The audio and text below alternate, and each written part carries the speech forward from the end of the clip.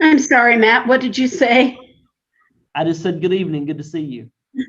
Good evening. It's good to see you. Tagging on to John's comments, I also have had several people ask me when they were going to be in public forum as well. So not everybody's thrilled with the Zoom opportunities. So I'd like to see us talk about it. I think we certainly can. I will say, I think even once we go back to in person, I think we'll probably still have to televise them because I think people have gotten used to watching them. So even if in person, we could still show them virtually. Or we just have to figure out how to do it. Maybe we do it through Facebook Live. There's different ways of doing that, where people could watch it from home even if they're not there. I agree. I don't know how that would work with Zoom in person, but like I said, maybe Facebook would work better.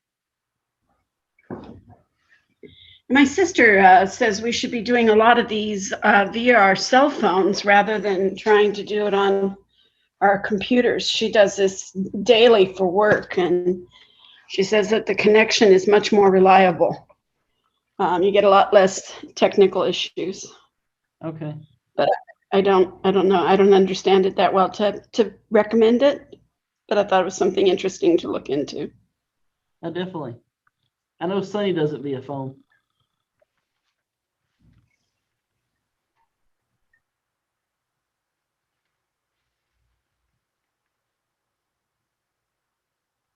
Matthew, growing your beard in? Yes, sir, I am. A little hot for a beard. A little bit, yeah. I want to change it up a little bit. That's dedication in this heat. Yes, sir, it is.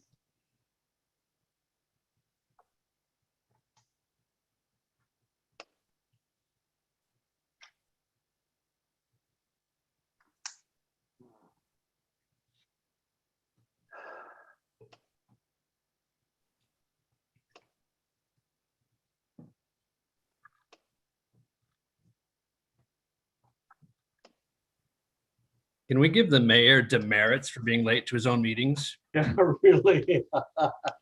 Yeah, Tom, can we quote you on that one? Tell him he's grounded. Grounded from meetings. Gonna go on his permanent record. Yeah, remember, he might appreciate it. Let's go ahead and take a vote on that. Unanimous. He's actually spent a lot of time on behalf of the city today already. He's probably trying to get his personal life under control real quick. You're not allowed to have a personal life when you're the mayor. No, but good job, Paul, as vice mayor. That was well. Yeah, He's calling me, and he's sucked me into meeting with him Saturday morning. So, Well, that wouldn't be bad as depending on the location of the meeting. yeah, I think it's City Hall. I don't know. You have to insist on the golf course. There he is. You're muted, Mayor. Muted, Mayor.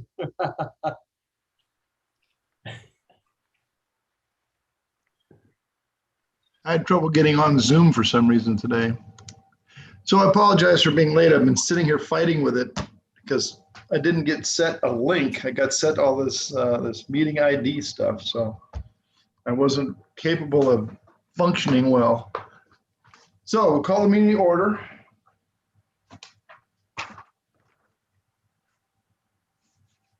It looks like we do not have a Pledge of Allegiance, so we'll go directly to Mr. Williams and refuse and recycling with waste management. Thank you, Mayor. Evening, Mayor, Councilman. 1 second, get my presentation pulled up.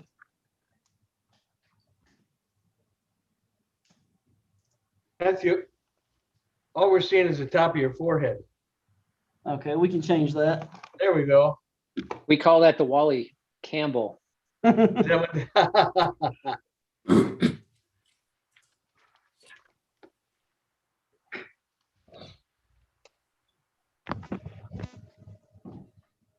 Okay, are you guys seeing the full screen now? Yes. Just one slide, okay. Mayor and Council, tonight's presentation is on city refuge issues. As you know, we've been under the current waste management contract since 2016. That contract does expire on June 30th, 2023. It currently provides for twice weekly garbage service and once per week recycling service. It includes an annual CPI increase on July 1. CPI, of course, is basically inflation, as well as an extraordinary cost increase for extreme situations. The city pays nothing for refuse service to city facilities. Citizens currently pay $24.89 a month for refuse and recycling services. That will go up to $25.20 on July 1. Again, that is for the contract for the annual increase. And staff will be issuing an RFP for refuse services in winter 22-23. A few different issues in the city with refuse. One is there's no conformity for city garbage cans. Village HOA has 35-gallon cans. Litchfield Greens has 96-gallon cans and 65-gallon cans. Some people in the city have 96-gallon cans. However, also per city code, you can actually use a cardboard box to contain your refuse. You can also write on the box if you want to save the box, and the city manager has the power to go out and condemn those boxes and tell you if you need to use a new box for your garbage service. Some interesting rules there.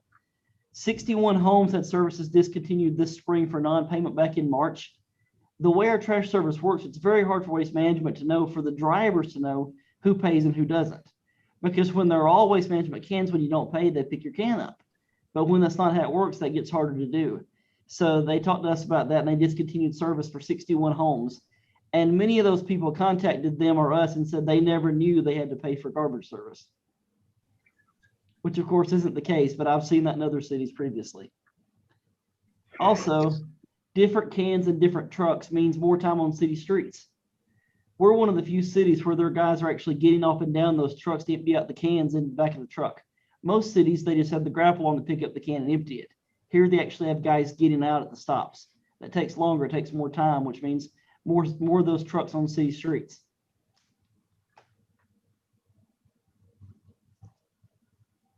There's also the in-ground cans. Many of the older homes have in-ground cans. Some have stopped using those. Some of you see are broken or out of use. Others have rusted through. There's currently 206 in-ground can homes serviced monthly.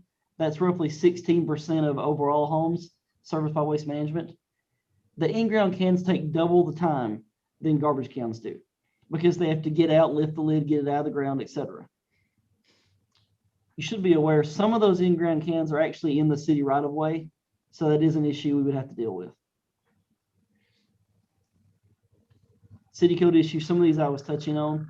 The code is somewhat unclear about all citizens being required to use the contracted services. Per state law, if a city has a contracted service, the residents have to use it. It's pretty straight up. But we get a lot of questions about this because people say, I don't have to use it. Well, yeah, you do. If you're a citizen in the city, yes, you do. The ordinance does not list which holidays postpone refuse service. It just says holidays, not which ones. Bulk pickup is listed as semi-annually, which is not true. It allows citizens, as I said, to place garbage out in, and it also allows, again, city staff to condemn refuse containers.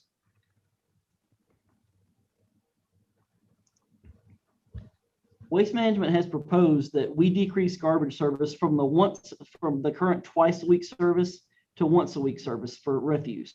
Recycling would say the same. Once a week recycling, but once a week trash instead of the current 2 times. That change would reduce the monthly bill from the current $25.20, again, that's the rate after July 1, $25.20, to $18.89 a month. Waste Management reports the second weekly can is usually only 35% full. However, again, that depends very much on your household. Waste Management would provide all homes with their choice of a 96-gallon can or a 65-gallon can at Waste Management's cost. The resident wouldn't pay for it. Right now, residents pay $45 for a can. With this change, Waste Management would provide you a can free of charge. And also, when they get broken, when they're getting tired, looking bad, they replace them for free as well. Unless you're doing something ridiculous with your can, of course. Additional cans could be rented for $7.50 a month. And they would also like to phase out in-ground can service. We'll talk more about that. In-ground can solutions. This is actually a home that's located on Loloma. I thought this was interesting, where they've converted in-ground cans to cactus. Kind of an interesting solution to this problem, because if you stop using them, what do you do with them? How do you fill them in? We can fill them with dirt, but then do you put concrete on top? Do you put gravel on top? There's a lot of different solutions. And again, some of these are in city right of way. That does create potential liability. There are many already unused in the city. There are many homes that still have the in-ground cans, but they stopped using them. So they have those there and an actual trash can sitting at the driveway because they stopped using them. The in-ground solution is not a requirement to reduce the fees, but rather a long-term goal. Because again, it would mean less crews on the less trucks in town, less time, etc.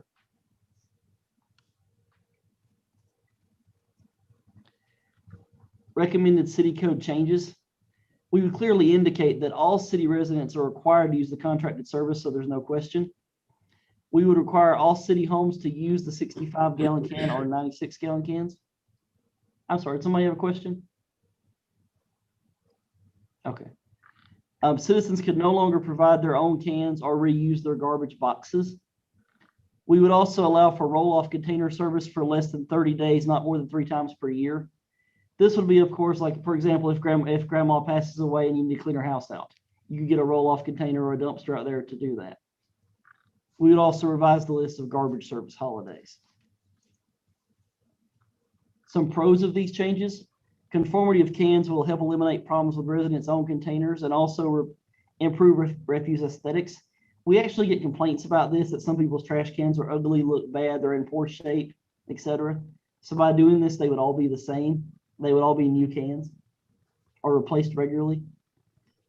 Elimination, as I've said, of in-ground cans and conformity, again, would reduce waste management trucks on streets, especially reducing the second weekly pickup. Amending the code, again, will help eliminate problems and help the public understand these issues to make it more clearly. Making these changes in 2022 will make our next RFP much more competitive. As you'll see in a few slides later, the monthly cost reduction from $25.20 to $18.89 monthly, again, it's about a $6 decrease, or $75.72 savings per year. So it's going to, hey, look, on one hand, it's $6 a month. On the other hand, it's a 25% decrease a month. Cons of these: citizens are accustomed to receiving twice per week garbage service. Now they would only get one per week. So they will see that as a cut of service. Garbage volume varies drastically from house to house. Very much depends on what you're doing in your household, how many kids there are, etc. Citizens are accustomed to using and storing their own garbage containers. Some citizens will have issues moving and storing garbage cans due to size and space. That's a big one. I've dealt with this in other cities. You'll have people say, I don't have anywhere I can put a 96-gallon can. I can't move a 96-gallon can. Where am I going to store it? That would be a big issue with this. And of course, if it's not broken, don't fix it. What we have currently works, but there are ways we can improve what we're doing.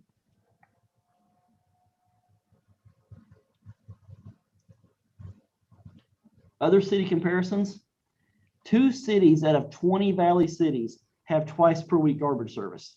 That's us at Apache Junction. All the others have once per week garbage service. The average Valley monthly refuse bill is $20.51 per household. Again, we're currently at $24.89, so we're a good bit higher. But again, that's due to special conditions such as in-ground cans, various containers, and twice per week pickup. These things add up and make our RFP prices higher because we're not as competitive as we could be. In-ground cans also exist in Sun City. I will tell you, I had never seen in-ground cans before I came here. That's a new thing to me, but they are in Sun City as well.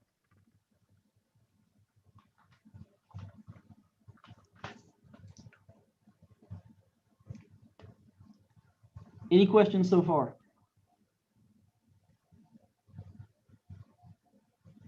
Okay. Staff recommendations. Staff would like to put together a citizen survey to measure response to these proposed changes. We could certainly do that electronically, send it out to the citizens through multiple formats, and see if this is something they want to do. Again, if we did this, there will be some pushback because you're reducing garbage service to once per week. And also you'll have some people that don't want the bigger cans. Very much depends on the person. But again, it's a savings as well. We would report to council on survey responses.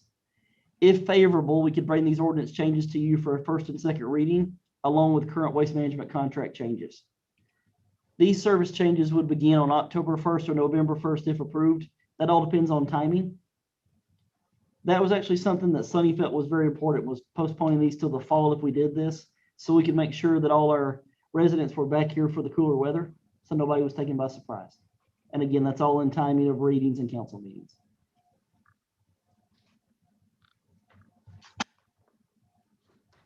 Any questions on any of these changes or suggestions? Yes, ma'am.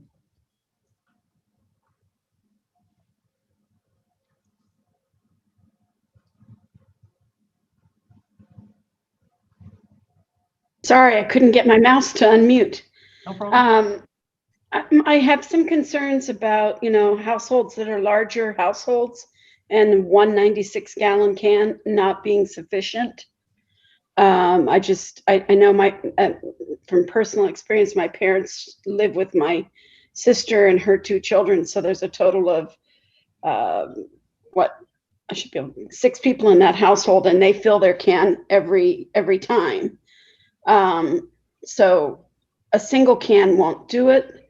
And if they're then charged to have a second can, does that make the cost savings go totally away for that family, and it's costing them more for their trash now? And it would. It looks like it'd be about $1 more to have the second can. That's right. When you balance the savings against that, it'd be $1 more for the second can roughly. Because if they just went with a 1 can, they would have about a $6 savings a month. But if they add a second can is $7.50 a month. So as Councilmember Claire said, yeah, that's right. It'd be about an extra $1 a month for them. Can I make a My quick other comment, Matthew? Oh, sorry, Lisa, go ahead. Just one more thought is, August in Arizona is pretty nasty time for trash to sit for a week outside. So I don't know about you guys, but I'm not thrilled with the idea of having stinky trash in the garage. That's where ours is right now. But for a lot of people who have to put it in their garage, leaving that can for then a week might be not something they're looking forward to. Just some thoughts. Very true. Absolutely. And that's actually, Matthew, something I was going to say for the savings. If I don't feel it's worth the Litchfield Park is special, so let's keep it that way. An extra trash pickup is no big deal for $7. And in this heat, even when it's cool, we're still warm. Trash sitting out all week is not a good thing for anybody, and especially homes with a lot of trash. There's no way that's going to be pleasant being around there, and the problems that'll create by having that trash sitting there that long. And that's true. It could certainly get strong. It would have, another half a week to build up. Absolutely. Matthew, I would guess that there's quite a few people that don't use the second day, and they just don't put their trash out. So then the truck can just drive right by, correct? That's right. Yeah, that's the other option, I guess. Yes, ma'am. Any other questions or comments? Yeah, Mr. Mayor, Go ahead, Councilman Romack. thank you. Couple of things. Regarding in-ground trash cans, we were required to do those for years. And once the city incorporated, that kind of requirement went away. And if you would notice, there are a lot like my neighbor. The trash cans that she has are completely rusted out, falling apart, and really, it really looks bad.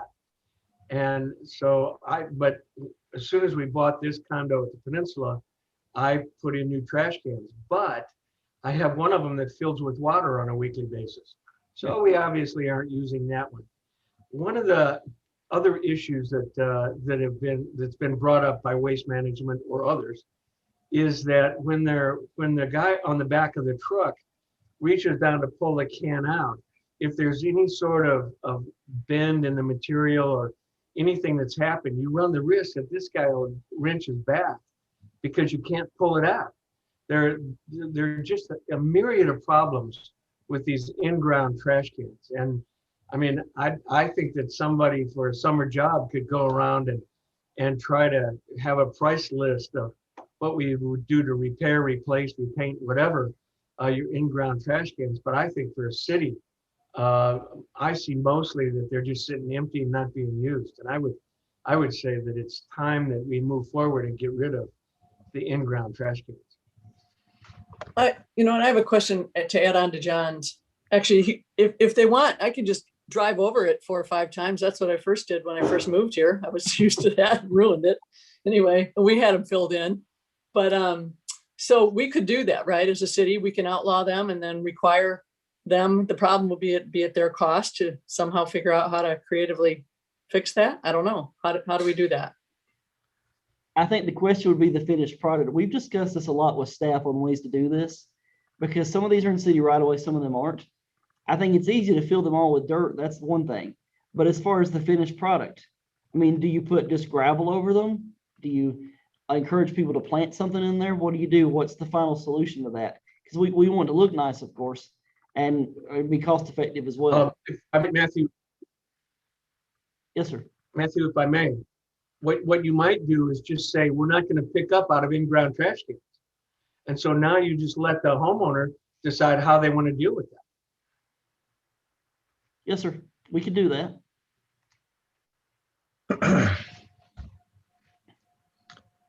I'm sorry, go ahead, Councilman Brainerd. They really do, once they start to get old and rusted and have been driven over a few times, I did it too, Ann, they do get to become a real danger, especially, you mentioned the ones that are in right of way, but, if someone steps on one that's no longer structurally sound, it's a bad injury that someone could get. So I think if we're going to discontinue use, we need to find an incentive to get people to fill them in and make them safe. What you do on top of it, mox niche to me, whatever works with your landscaping. But I think they need to have a solid foundation below that so that we don't have people, just leaving them there till time and eternity and letting them rust away. Maybe what we might consider is contracting with somebody to provide the fill dirt. And, if you're going to do this, I don't know, they work out a schedule to go street by street and fill them in for you. I don't know. It just seems like if we want them to get rid of them and do it safely, we need to incentivize it. Well, Just a quick thought. I filled mine in, but I know a lot of people, well, not a lot, I know a few people that really like having them there. If it's been something that's been part of what we've done for forever, and the goal is to phase it out, do we have an idea of how many people are actually using it out of the residents that are here? 206. Because 206 are still using it. Yes, sir. So, I mean, that's enough people that are still using it. How many of them are okay phasing it out? That's a simple email question. And for us to make a decision based on those facts, because it's only 200 people at this point, but people do like having that. And it does add to kind of the charm of what's there. I mean, I'd never seen them until I moved here, but I do know people that love having that. So the trash isn't out. And we could build a survey just for the people using in-ground can service. That would be interesting. They're actually somewhat dangerous as well. Our black lab a few years ago fell on one, and we got the call and had to take them to somebody else's, the neighbors. So you got to make sure that they have a top on them, that they're not just open. And if I may, Councilman Roman, go ahead. a short story. When we first moved here, over here where the park is going to be, used to be farm employees housing, and we had a babysitter over there, and she took our car and got stuck in her trash can, and so it was the in-ground trash can actually saved her driving around with our daughter. So who knows what might happen? Who knows? Yeah, we got trashy stories, don't we, for trash cans? Yeah, we have a lot. My comment, just for what it's worth, is I'm not in favor of changing what we have now, because I think the value is really good for the citizens, and I personally like the flexibility of being able to just put a big 50-gallon bag of trash out and let the guy pick it up and throw it in the truck. I was actually excited when I built my house some 30 years ago, because I was going to get in-ground trash cans. I thought how cool that would be. It's like you've You have made it. You're successful because you had an in-ground trash can. And after having fought those things for 20 years and replaced them multiple times, I filled mine in, and I've been happy. It's like selling a boat. The happiest day of my life was when I got my in-ground trash can. The second happiest day was when I filled it in. It's good that it's, but I'm not in favor of making any change other than I would be happy to see us go through and figure out a process to try to stop using in-ground trash cans. And that would include doing something like providing, actually going around and filling in everybody's trash can who's got an in-ground trash can, taking the lid off of it for them so that part of it's done, and then they can figure out how they want to landscape it. But I think the cost of the city would probably be well spent to get rid of all the in-ground trash cans.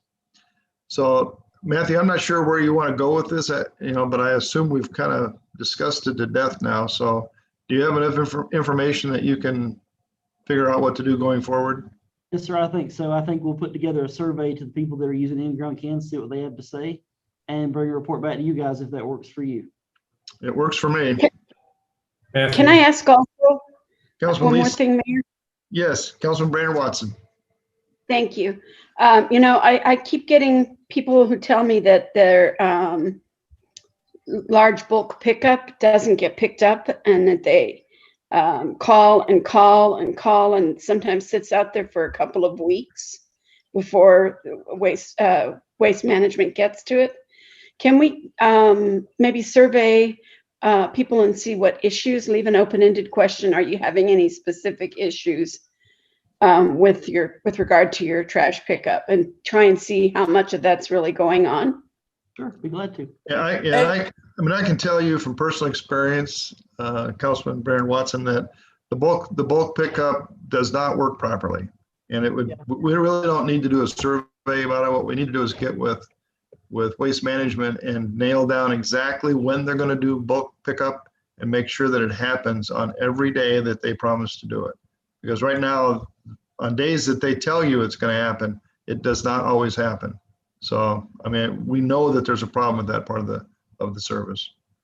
Well, one resident told me they picked up everybody on the west side of the streets, bulk pickup, but then left everybody on the east side of the streets there. So yeah, we do need to get to the bottom of that. I actually have a recommendation to Matthew, because I have numerous times gone online to find out about bulk trash. So whatever we decide to do, we need to clearly put it on our webpage. We need to create it, not make it Waste Management's webpage. Because Lisa, what happened, and Matthew knew this like a couple of weeks ago, the other thing is we have 2 different dates for trash pickup inside the walls, but bulk trash pickup is only 1 date. So it doesn't matter when your trash goes out. And so what happened a couple of weeks ago is the truck was full. So they had to come back on a Monday to finish it. So there are all sorts of calls, but we really clearly need to put that as almost front and center on our webpage when we figure out the rules, because that's tricky. I've had to contact Jenna numerous times saying, can you help me with this? I can't find it anywhere. It's too important to be lost in the logistics of a webpage. Thank you for that. Okay, any other comments before we adjourn this work study session? Comment. Mr. Vice Mayor. Thank you. Matthew, if you're going to do the survey to your 200 and some odd in-ground trash can people, you might want to include in the survey some language that says that the rest of the town is underwriting the additional expenses of picking up those cans. Okay, all right. We can do that. Okay, any other comments? If not, is there a motion to adjourn? Well, before we adjourn, I should have made this comment earlier just to make sure everybody understands the schedule we're under tonight, because it is somewhat unique. It turns out the city only has 1 Zoom link. So the city can sponsor only 1 Zoom meeting at a time. So we scheduled this work study for tonight before the council meeting. Unfortunately, there was also an IDA board meeting scheduled for this same night at 6:30, I think it was scheduled for.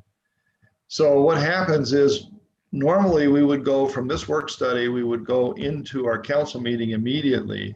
But because we have this IDA meeting that's using up our Zoom link, We can't do that. So this one Zoom link, after we adjourn this meeting, you are able to stay on this link for as long as you'd like.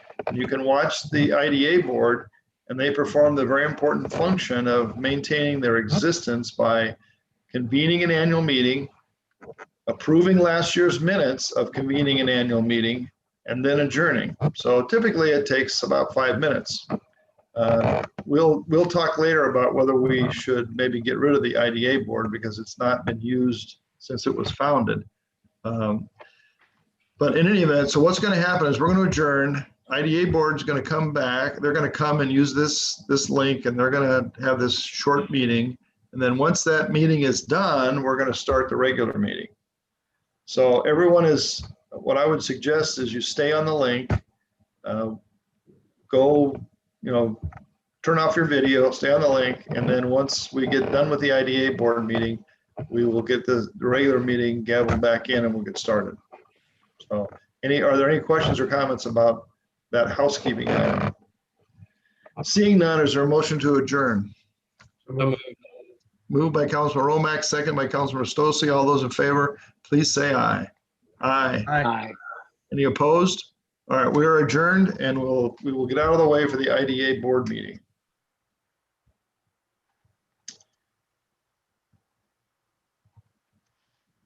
Terry, I'm going to be in and out, so if you're ready, kind of, I don't know, scream and yell and let us know.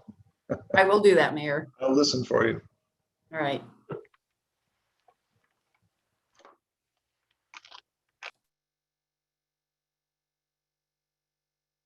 Todd, are you there?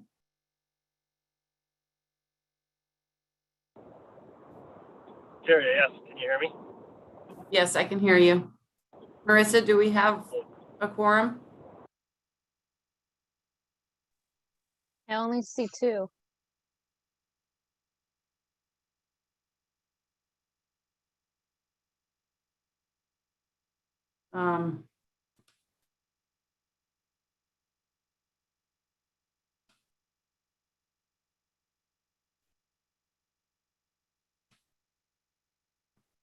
I don't know if you can hear me. This is Diane Landis. Hi, Diane, I can hear you. Thank you. We're missing John Winslow. Yes.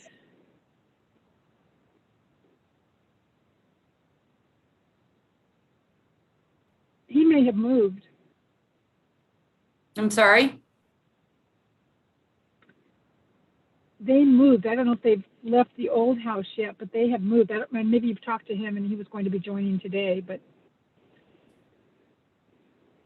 I was unaware he's moved. He's the only one I couldn't confirm with. Okay. So do we have 3 or 2? We have 2. I did speak with Michael Faith. He confirmed, yes? He confirmed. So we're just maybe waiting for him. Okay.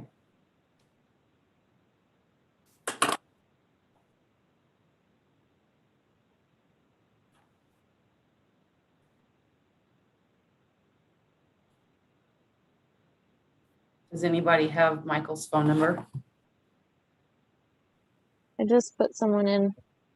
It just went straight to his voicemail. I'll text him. Thank I'm you, here Vice now. Mayor. You're here, Michael? Yep, I'm here. Okay, Todd, we're ready for you. This meeting could be called to order. Is that right, Terry? Yes. Do you have an agenda in front of you?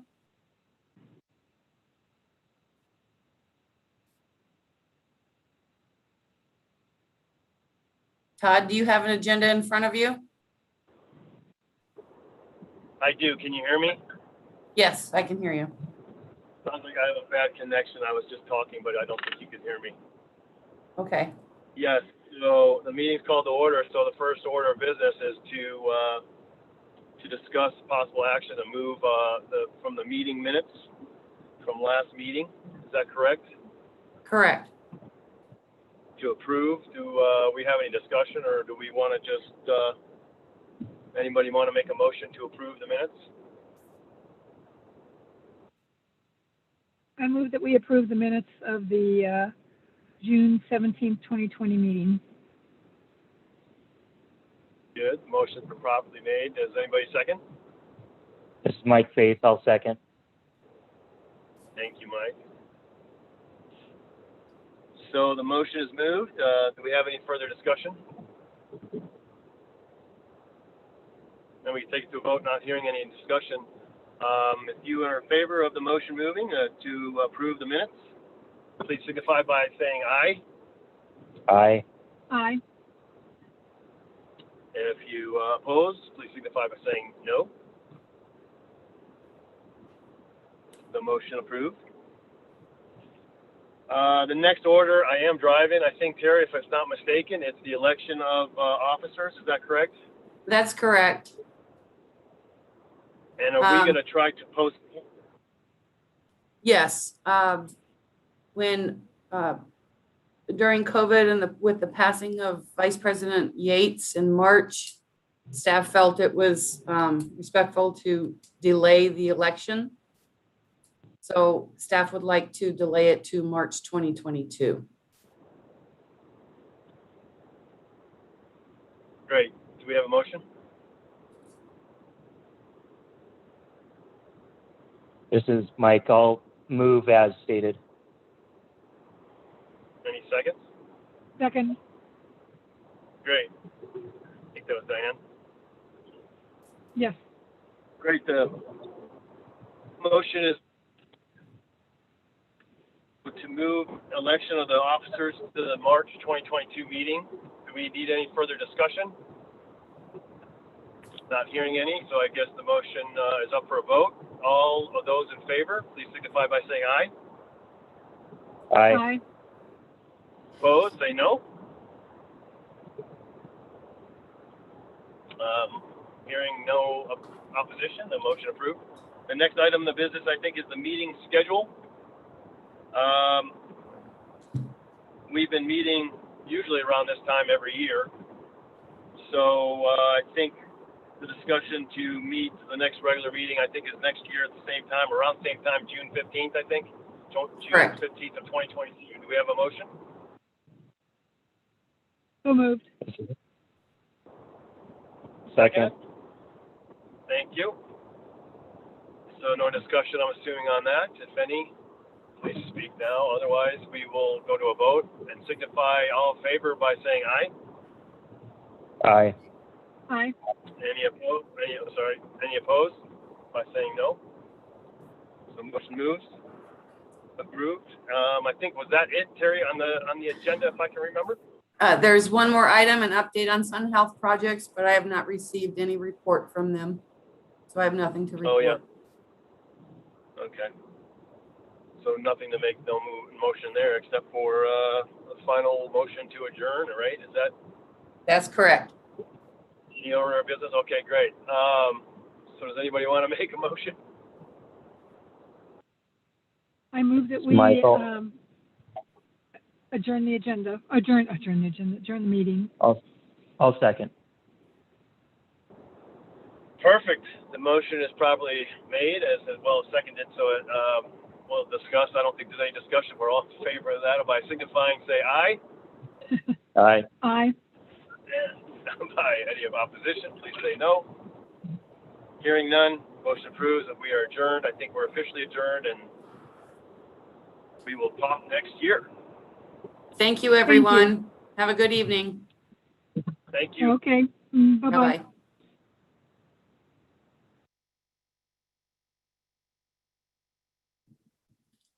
Mayor, if you can hear me, the IDA board has adjourned. Okay, so Miss City Clerk, it is now your task to get everybody back.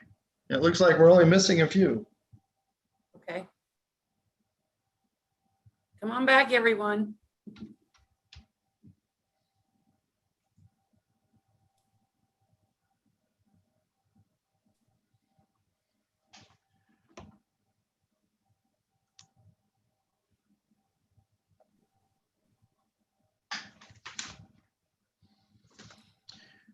Okay, we have a quorum, I'm sure. 1, 2, 1, 2, 3. it's like 5. I can count at least 5, maybe 6. Ann, are you still there? Yes, I am. Okay. Okay, we have a quorum, so we'll call the meeting to order. First item on the agenda is a Pledge of Allegiance. Councilman Stolze, how would you like to lead us in the Pledge of Allegiance? Happy to, Mayor. Thank you. I pledge allegiance to the flag Pledge of allegiance to the flag, the United States of Of the United America, States. United States of America, Republic, and to the republic for which it stands, one nation, one nation, under under God, God, indivisible, indivisible, with liberty And and justice justice for all. for all.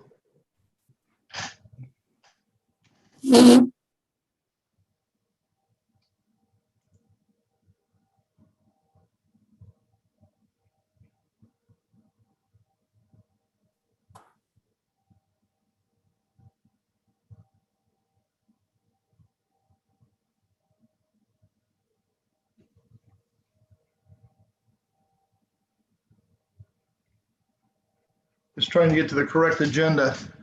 First item is going to be the councilman reports. Councilman Romack, would you like to begin?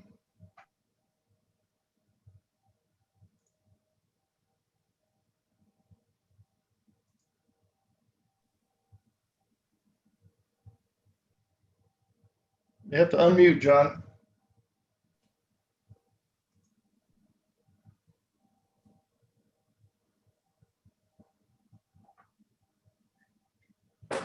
There we go. Yep. Mr. Mayor, sorry about that. I have no report. Okay.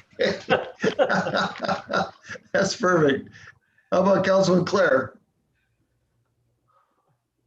I'm going to follow John's lead. Nothing to report, sir. Okay. Councilman Stossy? nothing to report, sir. We got it on going now. Councilman Brainerd Watson? Okay, well, I went to, first of all, I felt like the meeting we had, the meet and greet for the Avondale Police was handled really, really well. It was a pleasure to meet them and see what they're interested in doing for the community and the buy-in they have in our community. I thought that went really well. And then I went on the tour the following morning of the Avondale Police Facility and found that really interesting. It's a beautiful facility and it looks like it will stand them well for quite a few years, that they'll grow into it very well. So it was a good thing. That's it. Okay, thank you. Councilman Donahue?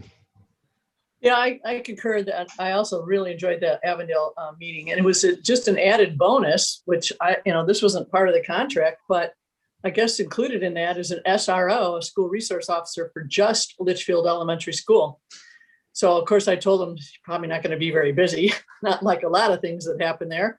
And then I even mentioned, well, if things happened at Western Sky, he said, nope, just Litchfield Elementary. So, just a small percentage of his time is spent there, but he's already been over and met the principal, and I thought that was pretty cool. And then secondly, I did go and meet the new chamber president. Saw Matthew there. It was an open house they had there, and I'm really excited. I know Ron's on that board, and they've got some new, young, vibrant energy coming in there, not only with the chamber president, but with new board members. So I think we're going to see a very new and vibrant restart for the Southwest Chamber. So I was very impressed. Okay, thank you. Thank you very much, Councilman Donahue. Mr. Vice Mayor? I have nothing, Mayor. Thank you.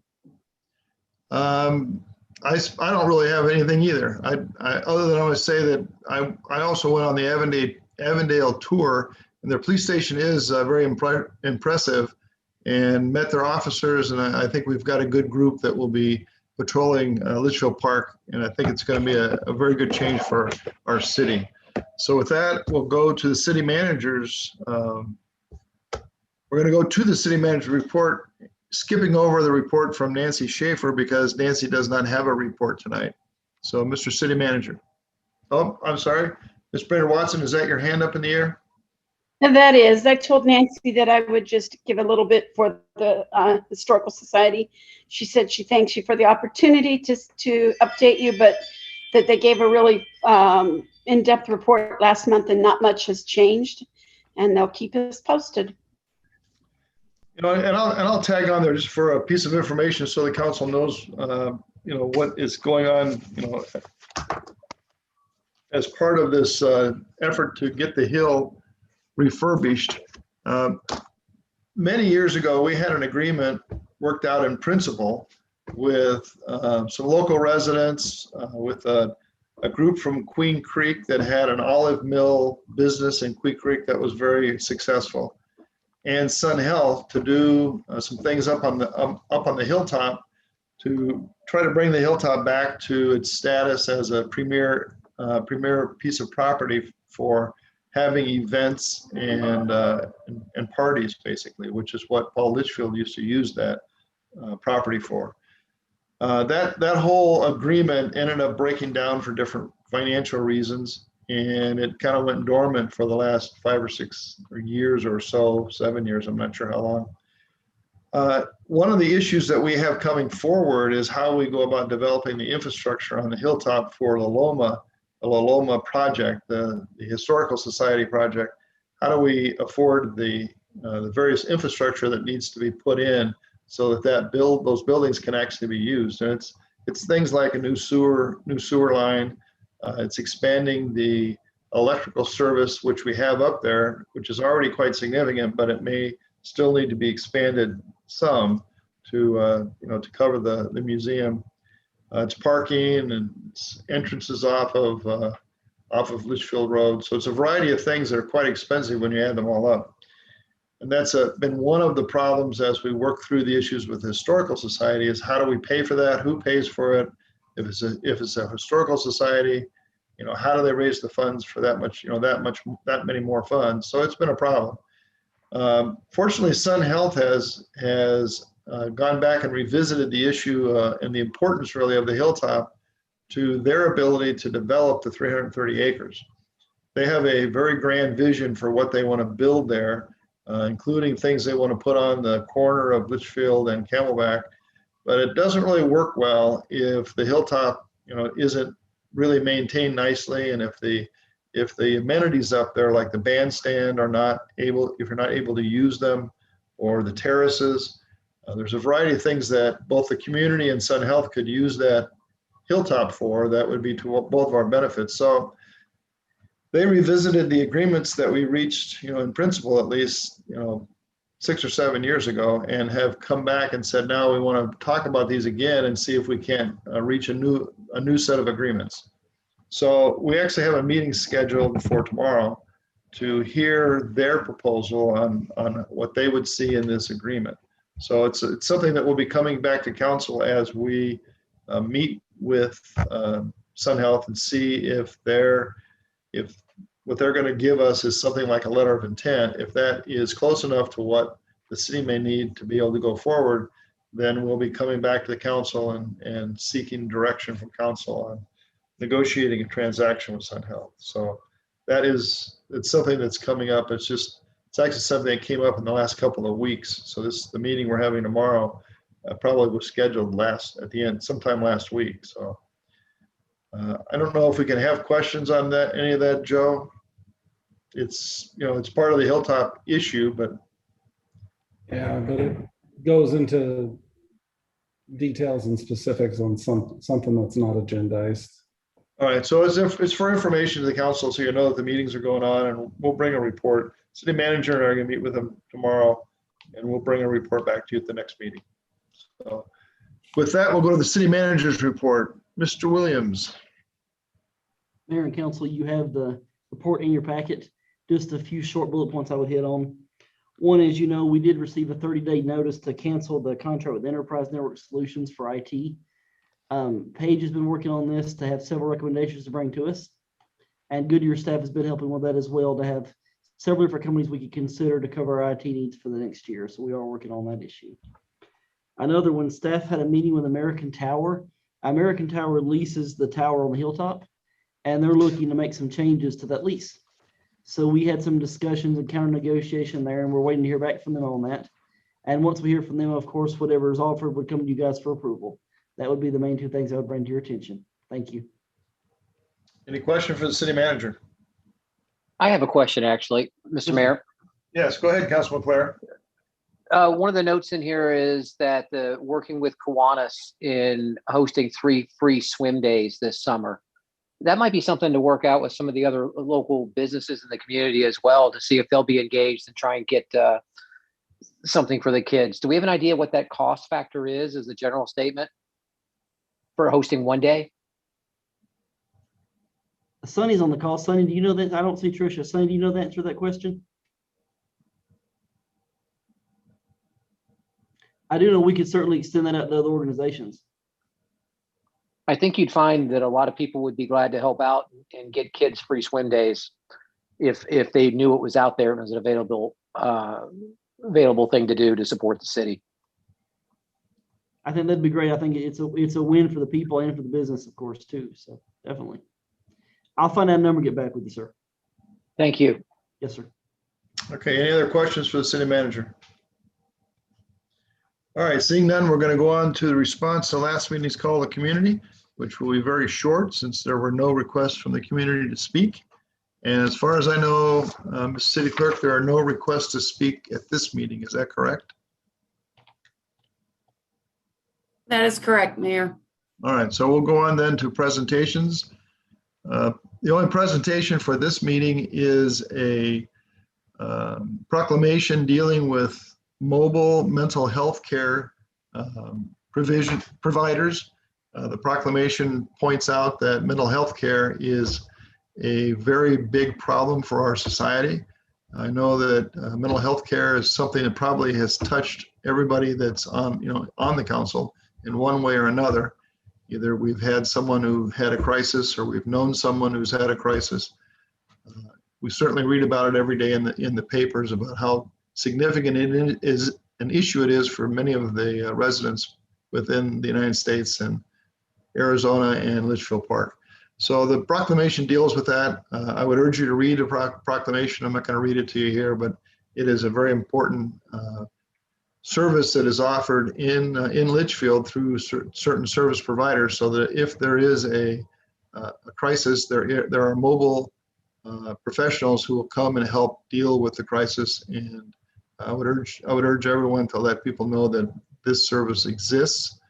And I'm going to ask the staff through our city manager, Matthew Williams, to be sure that there are links on our website that link into this system, so that if people need mobile emergency type mental health services, they have places to go.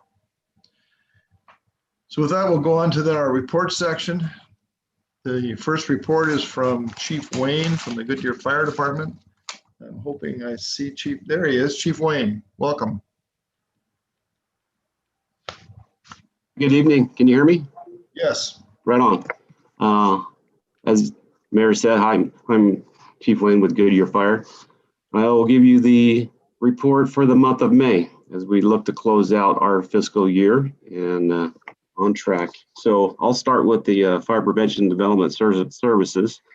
And as you look at the report, you'll notice that we're 90 occupancy inspections for the month of May. So that seems a bit extreme. So I inquired about that. And ultimately what happened is our inspector pretty much combined the month of April and May inspections. And that's why that number is so big. We did 7 construction inspections and 0 special events. So response data for the month is remaining pretty flat overall. We saw 48 EMS calls, ran through some of those numbers, nothing of significance to report. To follow that, we had 3 good intent calls and 4 false alarm calls, sorry, for a total of 55. And that's about what we had last month. And it looks like we're on pace to match our overall total for last fiscal year, around 700 calls for the year. Interestingly enough, that overall city calls are up 7% for us overall. So good that we're holding fast on those numbers. With that, I'll stand for questions. Questions to the council? Seeing none, we will thank you, Chief, for coming and giving us the report. And please send our thanks and our gratitude to the men and women that are serving us in the Fire and Emergency Services area. They do a great job. You got it, sir. We'll make sure to pass that along. Thank you. Next report is from the Maricopa County Sheriff's Office. My agenda says it's Captain Bratton, but I can tell from my screen it's Chris Jeffries. So Chris, I guess you're here to give us the report. Ladies and gentlemen of the council, Mr. Mayor, first off, let me offer Captain Bratton's apologies. He had a sudden and unexpected family emergency, and he had to attend to that, and he asked me to stand in for him. My name is Chris Jeffries. I am the night shift watch commander for District 2. I also, on certain nights, cover our northern district up in District 3. So thank you for having me. Can you all hear me okay? Yes. Okay. And as I would say, the mutual nodding of heads is good. And I apologize. This is my first time doing this meeting with Litchfield Park City Council and the mayor. Chris, can I interrupt you just for 1 second? Yes, sir. I've got to take a call here that is it's important. So, Mr. Vice Mayor, will you take over running the meeting for a few minutes? Sure. Go ahead, Chris. Thank you. And again, I apologize. So when I get done, I have the statistics in front of me. And again, I apologize. I've had very limited time to review them before having to stand in to Captain Bratton's shoes. However, for the month of May, we took 4 assault calls, 8 residential or vehicle burglaries, 4 thefts or theft from a vehicle, 2 shopliftings, stolen vehicles. There were 5. Disorderly conduct 1, criminal damage, graffiti. There was 3 calls, traffic accidents 13, traffic written warnings 7, traffic citations 8, fights and mutual combat 1, 2 calls for trespassing, 2 for animal problems or concerns, 1 for juveniles disturbing or runaways, 4 neighbors disturbing, 10 suspicious activities or persons in vehicle, 6 citizen assists, 3 parking violations or abandoned vehicles, hazards of fire 2, 911 hangups 3, commercial alarms 2, residential alarms 3, 1 civil matter, and 6 community policing contacts with 29 patrol, vacation, watch, and welfare checks. That's the rundown of the statistics for the month of May. Any questions on that? I'm back and I have a question, but I'll wait for Councilman Romack. Thank you, Mr. Mayor and Mr. Vice Mayor. I appreciate that. I thought it was really interesting in your report to see that 3 lights were stolen from the community church. You know, what kind of neighborhood are we living in? What's going on here? Unfortunately, the church is not outside of the realm of untoward things to happen to them, and I wish that wasn't the case. To be honest, I have no information on that. I wish I did, but I don't. But unfortunately, it did happen. Thank you. Oh, you're welcome. Just a comment that you might pass on to Captain Bratton, that it would, look to me, I think it's really fascinating that when you look at these statistics, you see that in every other month, it looks like traffic citations go way up and then they go way down. And we're dealing with, we have 3 months for 4 months for 2021. And you can see it's single digits, and then it's 25, and then it's single digits, then it's 24, and then single digits and 22. And I'm surprised at that. And I'm not, obviously you guys are, we're going to be moving our responsibility for traffic enforcement to Avondale, but that's I think it's a really interesting data, and it ought to be something that maybe you guys look at internally to see, why is that why is that variation happening? Because I don't think the activity or the way people drive on our streets changes this much month to month to month. So just a comment, Sure, and I did make, I'm sorry, I didn't mean to cut you off, but I did make a note to speak to Captain Broughton about that. It's just something interesting that, that management within MCSO, I think you got to take a look at that kind of data. It just says something's going on, and I don't, who knows what it is, but something's happening. Sure. Mr. Mayor, can I piggyback on that actually? Yes, Councilor Clark, go ahead. Even worse, if you look at the notation under traffic citations, there was 8 citations in May, and all 8 of those were from traffic accidents. There was 0 citations written outside of accidents in the entirety of the city for the month. Yeah, pretty surprised. It just seems like almost a checkout, unfortunately. Yeah. So if there are no other questions or comments, we do still want to thank your men and women for policing our community. We appreciate the service they give our residents. Overall, you guys have done a great job for us, and so, Godspeed and be safe out there. Sure, and noted. Thank you very much. Okay, that takes us to our next item, which is a finance report. Finance report from Ms. Peterson.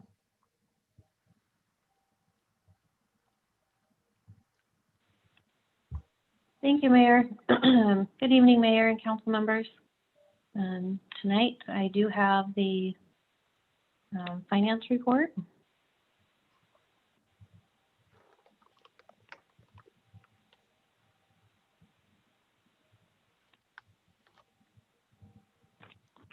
I'd like to start with May sales tax revenues.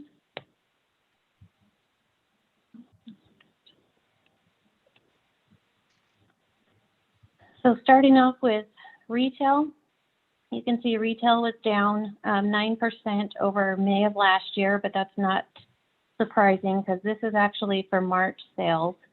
So this is when a lot of the extra buying was taking place due to COVID. So if you look and compare May of 2021 to May of 2019, it's actually up 20%. And then if you add in the online sales to the retail sales in 2021, which I think is fair to do because we were collecting online sales in 2019, it just wasn't broke out. For the most part, we were. It's up 35%. So all in all, retail is still doing well. I suspect we're going to see this drop the next couple of months until things started to smooth out last year. Good news, restaurant and bars are up 188% over last year, but they're also up 8.4% over May of 2019. So restaurants are doing, starting to recover. The other category, I can't go into specifics because aren't enough taxpayers in this category, but this was a category that was hit really hard when COVID hit. So it's up 197%. So thankfully, these areas are doing much better. And they're also up 6% over May of 2019. So I think it's safe to say we saw some growth there. Construction sales tax, the taxpayer that incorrectly paid us, they did file for $50,000 refund last month. There are several reports that they do have to file. It's 3 years worth of reports. That's why we don't see it all at once. The contractor did let me know that they have filed all of them with the Department of Revenue. So I'm hoping in June, the remaining $790,000 will post. So all in all, sales tax is up 25% over May of last year. And then year over year, we're up 18%. So sales are still doing very well. This is just a visual so you can see the blue line, the year over year growth we've seen since 2019. And that's all I have on sales tax unless there's any questions. Any questions from the council? Looks like none. Okay. So moving on to the monthly finance report.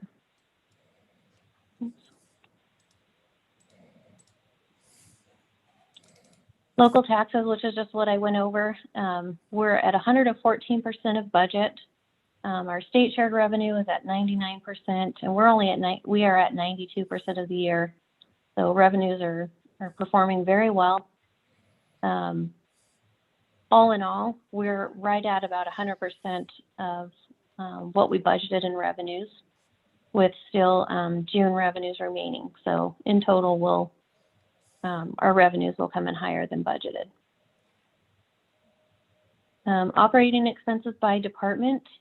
The only two departments that are over the 92% are the city manager and engineering services. City manager, like I mentioned every month, it was the business assistance grants. And then engineering has just had a lot of projects taking place this year. So I will have to, I'll be coming to you requesting a budget amendment just to move budgeted capacity from contingency over to these departments. So they are at or below 100%. Construction sales tax, once that $790,000 refund post, obviously that's going to drop considerably. Our capital expenses, we've spent $983,000 so far this year. So our ending fund balance in the general fund is $16.7 million. And obviously when that refund posts, it's going to drop to about $15.9 million. The detail for recreation services and special events, it's included in your packet, so I won't go through all the detail unless anybody has any specific questions.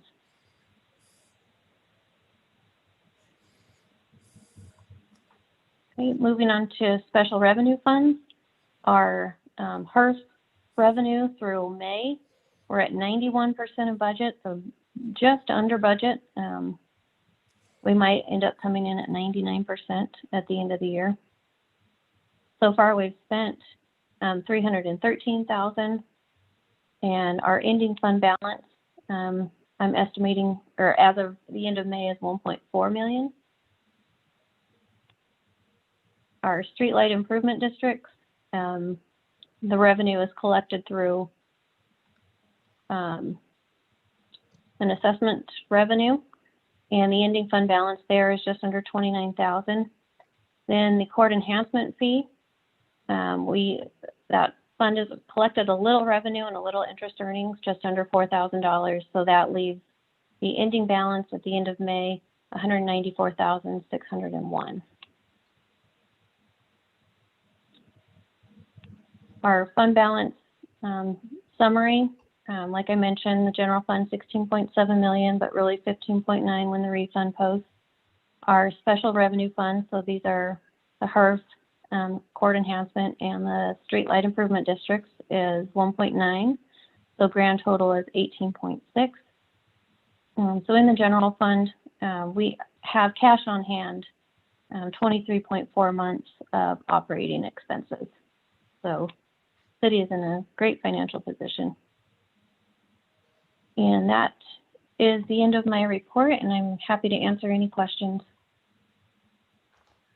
Questions from anyone on the council? I'm not seeing any hands. I don't know if I've got everybody there. Now I can see everybody again. Councilman Brainerd Watson.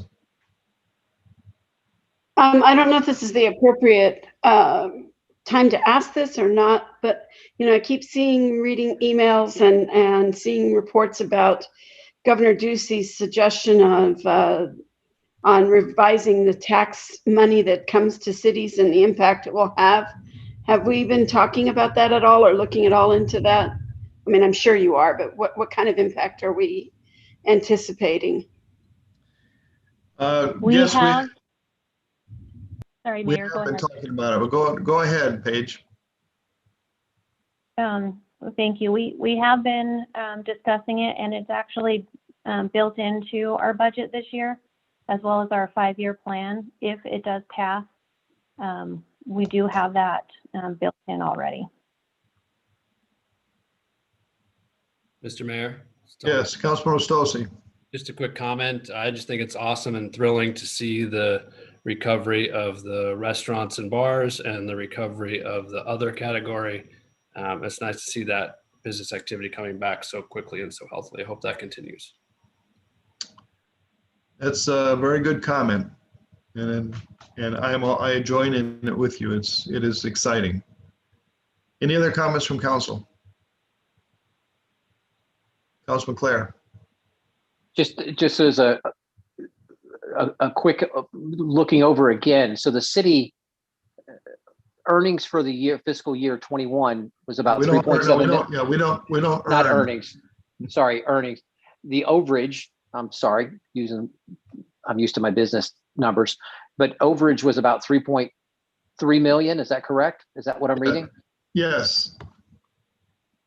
Minus the impact of capital expense, which hasn't been that much this year. To go back just to Councilman Brandon Watson's question about the tax changes in the legislature, the League of Cities and Towns has been very, very, very active in working on that issue.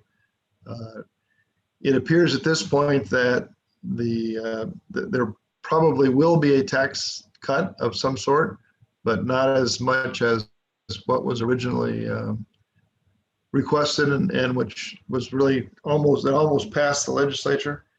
And with the smaller version of it, so far, the league has been able to include a provision that financially holds the cities harmless. So even though there'll be a tax cut in the form of reduction in income taxes, our percentage of state shared revenue will change slightly so that we're going to pick up enough from the other categories that we will end up with the same amount of total revenue from state shared revenue. So that's at least what's currently, it's been worked on, with tremendous there's tremendous amount of effort been put on in on it, and that's where it appears to be going now.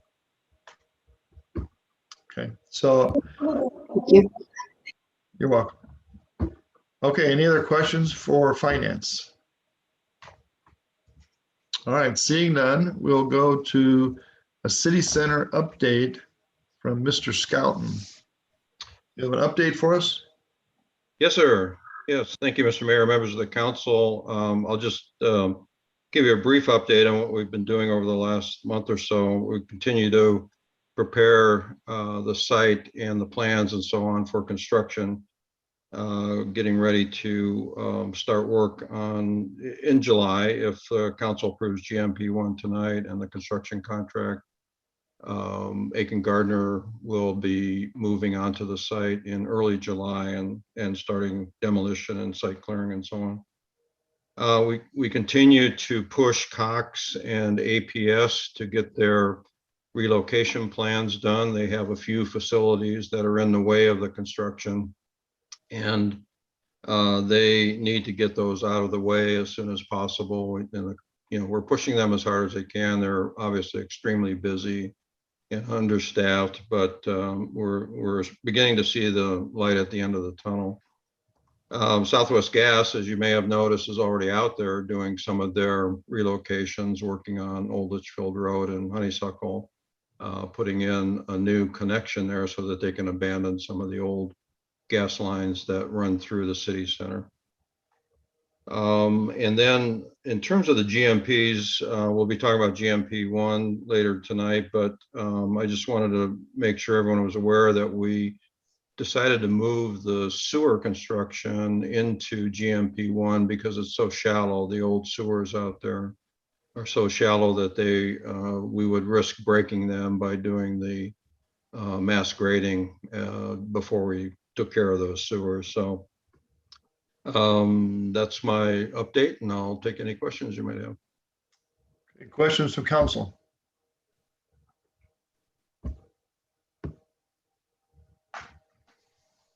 Okay, I don't see any. Just a little tag on to that report. what has been discussed with council and has been looked at by the working group is concept of using a $22 million bond. And by doing that, we eliminate the need to spend any more than 4 or 5 million of our reserve account on items in the in the city center. We have started looking at an alternative concept in which some of the amenities that are very expensive, but are not necessary to getting the initial development going, that we might move those out of the bond and then pay for them as we can afford them with the city going forward. The reasoning for that is that this construction project is going to go on for a couple of years, just as in this initial phase as we go through and put in these streets and build the park. And during that time, the city, as you saw today, is going to generate most likely, in 2 years, it'll generate close to $7 million that can be used for capital expense. So if even a portion of that is used in the city center for amenities that are above and beyond what's needed to get this thing started, it reduces the bond amount. And we're looking at maybe a bond amount only in the amount of 15 or 16 million. It's a tremendous amount of debt service over the next 30 years. And it reduces, I think we can put together a structure that will reduce the risk to the city so that even if we didn't sell any parcels, the city's ability to fund capital items each year would, in a normal year, would not be negatively impacted too much by this project. So that's just a heads up for something that you may hear more about in the future. And it may be, we may be able to structure this in a way that keeps all the risk numbers at the most reasonable level for the city. So,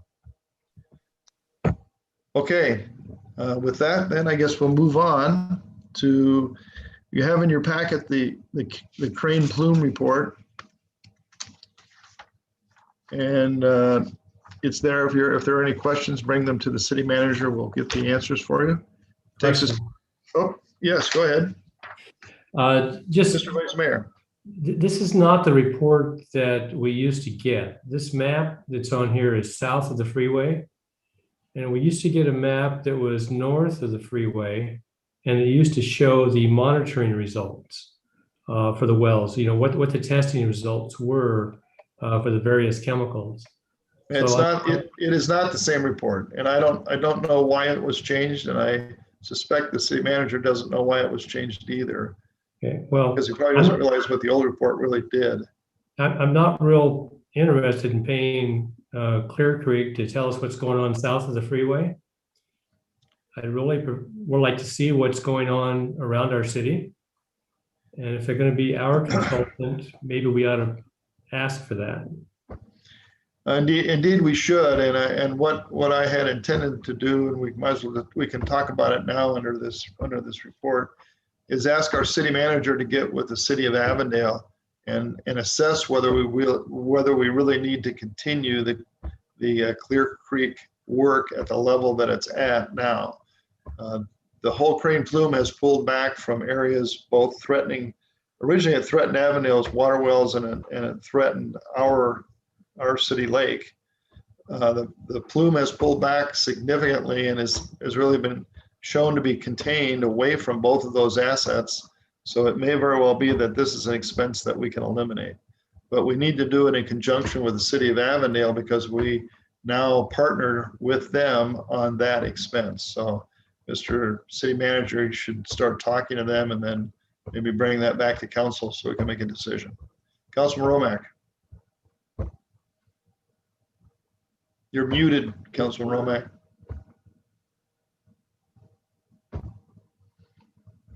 Okay, there we go. I noticed that over there just south of Virginia on Litchfield Road, that it looks like they're putting in another well. Does this have to do with Crane Plume? I would assume. But yeah, I would assume it does. It's probably another treatment well. Yeah, that would be my guess. But there's so many of them around. A lot of people don't realize how many wells there are involved in this Crane Plume. But I'm glad to see that. That only is a benefit to Litchfield Park. Thank you. Yes. Okay, so we'll go on now to our consent agenda, number 9, items A through F. Is there anyone in the council who would like to take any item off of the consent agenda? Councilor Stosey. Mr. Mayor, I think we need to take F off the consent agenda because I think staff was looking for direction from us on that.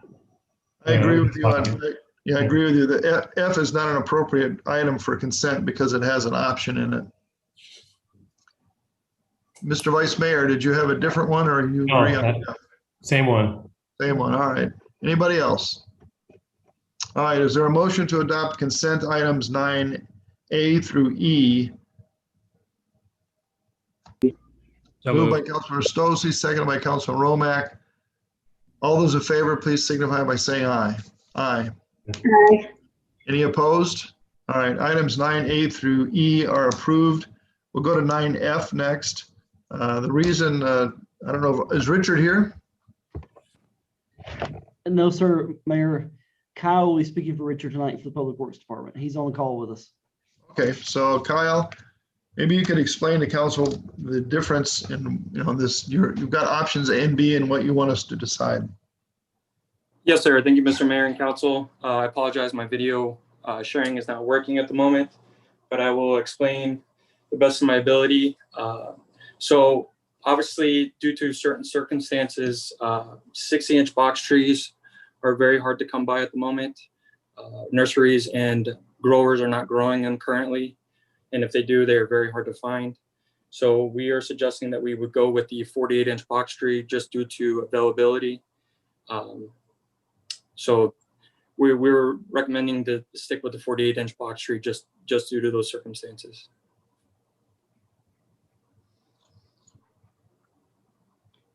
Just to clarify, go ahead, sir. I'm sorry.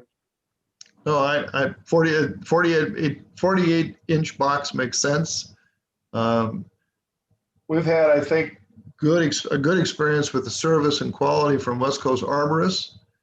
I'm not sure about Moon Valley Nursery. So I'm wondering if there's a recommendation from staff on which supplier you would like to use. Go ahead, Kyle. If you want to tell the difference on the warranties. Yeah, so with Moon Valley Nursery, they actually offer a 1-year conditional warranty, as is West Coast does not. West Coast only offers a 90-day warranty, but for obvious reasons with Moon Valley, there's a cost with that. So there's an extra expense with this 1-year warranty. So it's almost a deciding factor if council wants to go ahead and go in with the 1-year warranty and not guaranteeing it takes within the 1 year, or we just go ahead and stick with West Coast Arborist and go ahead and move forward and get these done. Comments from council?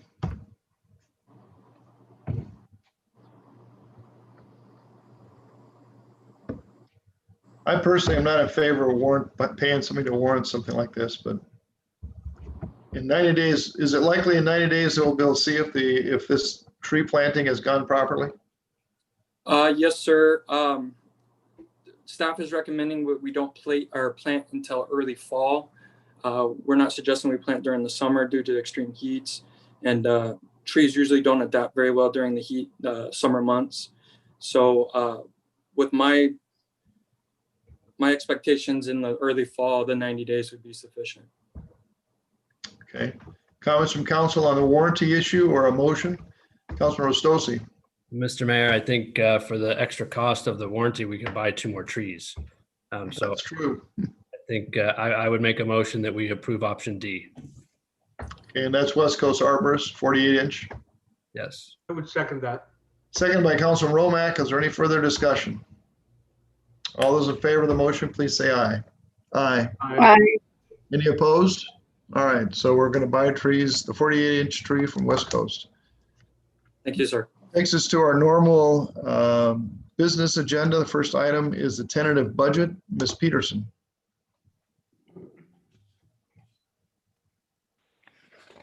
Thank you, Mayor. I have just a very quick presentation I'd like to go over because we did go through the budget in detail in our first in our 2 budget work sessions. So this will be just a quick summary, and I do have the detail in the background if anybody has any questions about any specific item. The budget adoption dates, when I was putting together all the documentation for the public notices and whatnot, I realized we do need to have 3 separate meetings in order to follow the state law. So I apologize for, I had thought we could do the final and the tax rates at the same meeting, but we do need to have a 14-day waiting period after the public hearing and the adoption of the tax rate.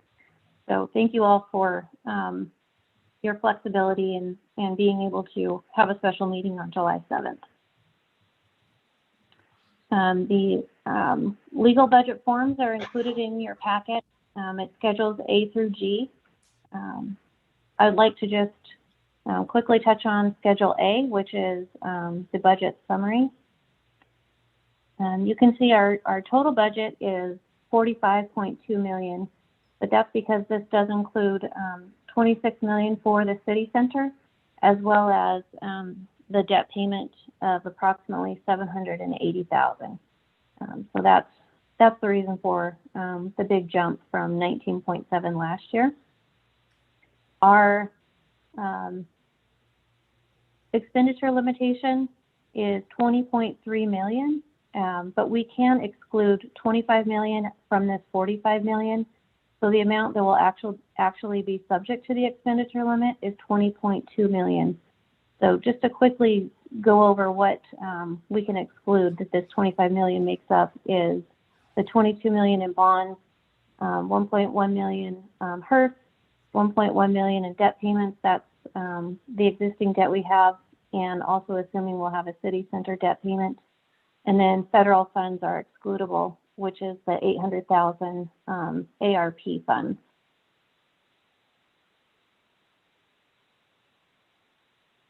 Just some budget highlights. Our budget is balanced. Our ongoing revenue will pay. I'm sorry, is there a question? I just wanted to ask, sorry to interrupt you, but if you could go back one slide. We have $800,000 in for federal money that's slated to come in next year, correct?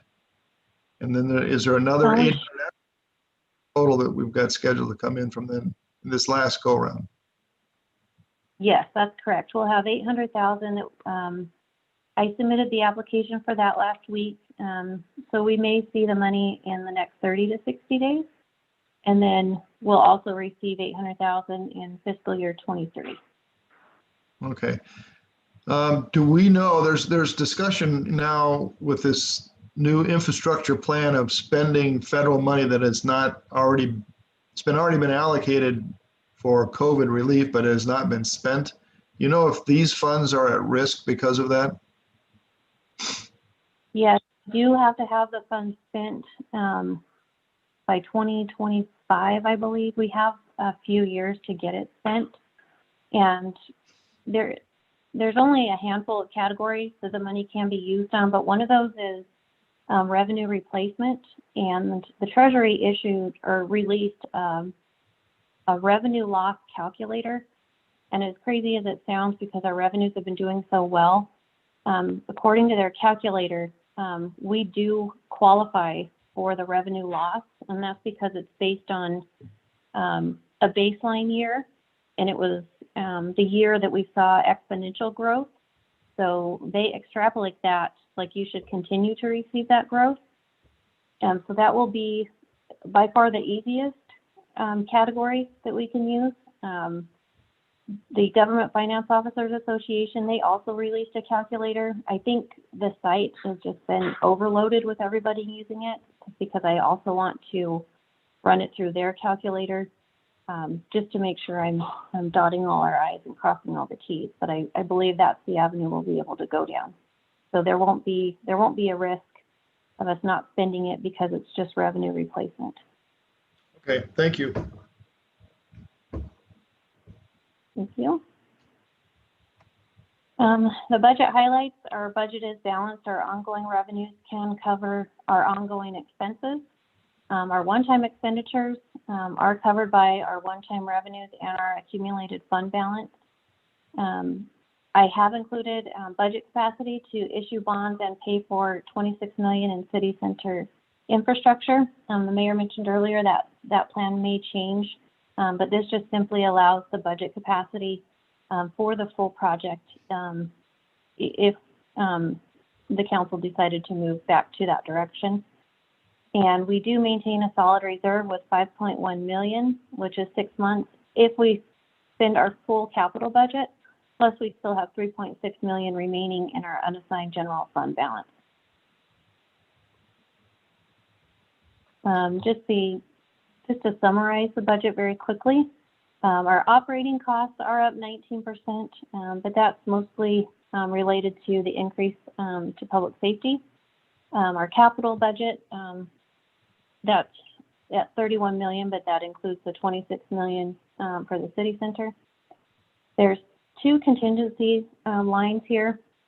The 2,480,000, that I put that in there in case any of the land sales, we'd be able to use the funds from any of the land sales, and then just another million in contingency.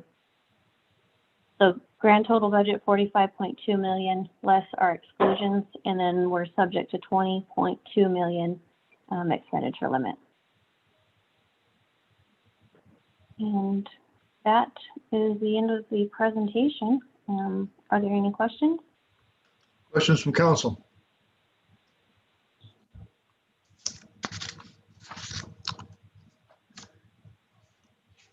I don't see any questions. So with no questions, is there a motion to adopt the tentative budget for fiscal year 2022 in the amount of $45,233,877 and authorize staff to publish the notice of public hearing for July 7th, 2021? So moved. Is there a second? Second. Second by Councilman Romack. Any further discussion by council? All those in favor, please signify by saying aye. Aye. Aye. Aye. Any opposed? All right, motion is adopted. Now we'll go on to the tentative SLID budgets for 2022. Ms. Peterson. Thank you again, Mayor and Council. Part of the budget process is adopting the budget for our 3 streetlight improvement districts. The fiscal year 22 assessment calculation for the streetlight improvement district number 1 is $34,885. We do like to keep a 5% target for fund balance. This year we do have a surplus of 2709. So we have a shortfall of 804. The total adjustment's 161. So the total amount assessed will be 34,724. So the estimated rate, the county will actually set the rate, but what I'm estimating that rate will be is 0.4765. That's number 1. Number 2, the total amount assessed is 155,180. I'm estimating the rate will be 0.4623. And then for number 3, the total amount assessed is 39,210, and I estimate that rate to be 0.3015. And that is all I have for the streetlight improvement districts. Any questions from council on the SLID budgets for 2022? All right, if not, is there a motion to adopt the tentative budgets and estimates of assessments of SLIDs 1, 2, and 3 for fiscal year 2022 and authorize staff to publish the notice of budget and tax levy public hearing for July 7, 2021? So moved. Second, moved by Councilman Rostosi, seconded by Councilman Brandon Watson, I think, or is that finger a question? The question? That's Okay. second. It's a second, all right. Otherwise, I had Romack as backup, so. All right, are there any questions? Okay, all those in favor of the motion, please signify by saying aye. Aye. Any opposed? All right, motion is adopted. Next item is a consideration of a firearm regulation. Before the city manager gives his presentation, let me give you a little bit of background for why this is coming to council for discussion. Sonny Colberth and I were in a meeting, and in the meeting it came out that there had been some guns discharged within the city limits. And it really it was because of an effort to scare off the geese that were on the golf course. And so I talked to Sonny after the meeting and I said, is it legal to discharge a firearm, that close to people's homes in the city? And he said, I don't think so, but let me check. And so he checked, and what we found out is that it is not illegal to shoot a gun in Litchfield Park based upon any city ordinance. Now, you may violate some state laws, depending on if you shot somebody maybe, but it is not illegal under our ordinances to discharge a firearm in the city. So I asked the city manager to take a look at what other cities do and how do they, do cities regulate the discharge of firearms? And again, my concern was that there ought to be a process if one of our property owners wants to discharge a firearm to chase out the geese, which I actually am very supportive of. I'm happy they're doing it, but I'd like to see some process so that we make sure that it's done in a safe manner, because it's very easy to see somebody getting hurt unintentionally when you start shooting off a gun, within the city limits, because there's just so many people so close together. So that gives you the background of why all of a sudden the city is bringing this to you for consideration. There's not some conspiracy theory going on about controlling guns. It was because of something that actually happened. So with that, Mr. Williams, if you could give us your report and tell us what you recommend. Thank you, Mayor. Mayor and council, what was said is spot on. So currently in city limits, you cannot fire a weapon within city parks, but there is nothing as far as residential properties, nothing whatsoever in city code. This is the first reading of ordinance 21-250 for your consideration. This would of course keep the ruling that you can't shoot a weapon in city parks, but also that you cannot fire a weapon within a quarter mile of an occupied structure. So it's fairly simple. It does lay out as far as what a weapon is, what you can't shoot. That does apply to, of course, regular guns, but BB guns, pellet guns, CO2 guns, slingshots, crossbows, blowguns, bow and arrows, spring guns, or other similar instruments. So Arizona is very restrictive in gun laws that you can pass here in the state for obvious reasons. Some cities have tried more restrictive regulations and gotten into issues of 1487 cases. So this would not do that. This is very common, and that you can't fire a weapon within a quarter mile of a residence. Some of you may remember there was a case a few years ago in Phoenix where a gun was fired into the air, just shot up, and the projectile actually came down and killed a girl. It wasn't pointing her in any way. It just happened to be a horrible case of wrong place at wrong time. So anyway, this would help take care of that issue, and again, to make it where you couldn't shoot a gun within a quarter mile of an occupied structure. Questions? So, okay, we'll take this kind of in order. I'm not sure if Councilman Donahue was the first one who raised her hand or the first one that I heard. Yeah, probably you heard, of course. Well, I'll call on you now.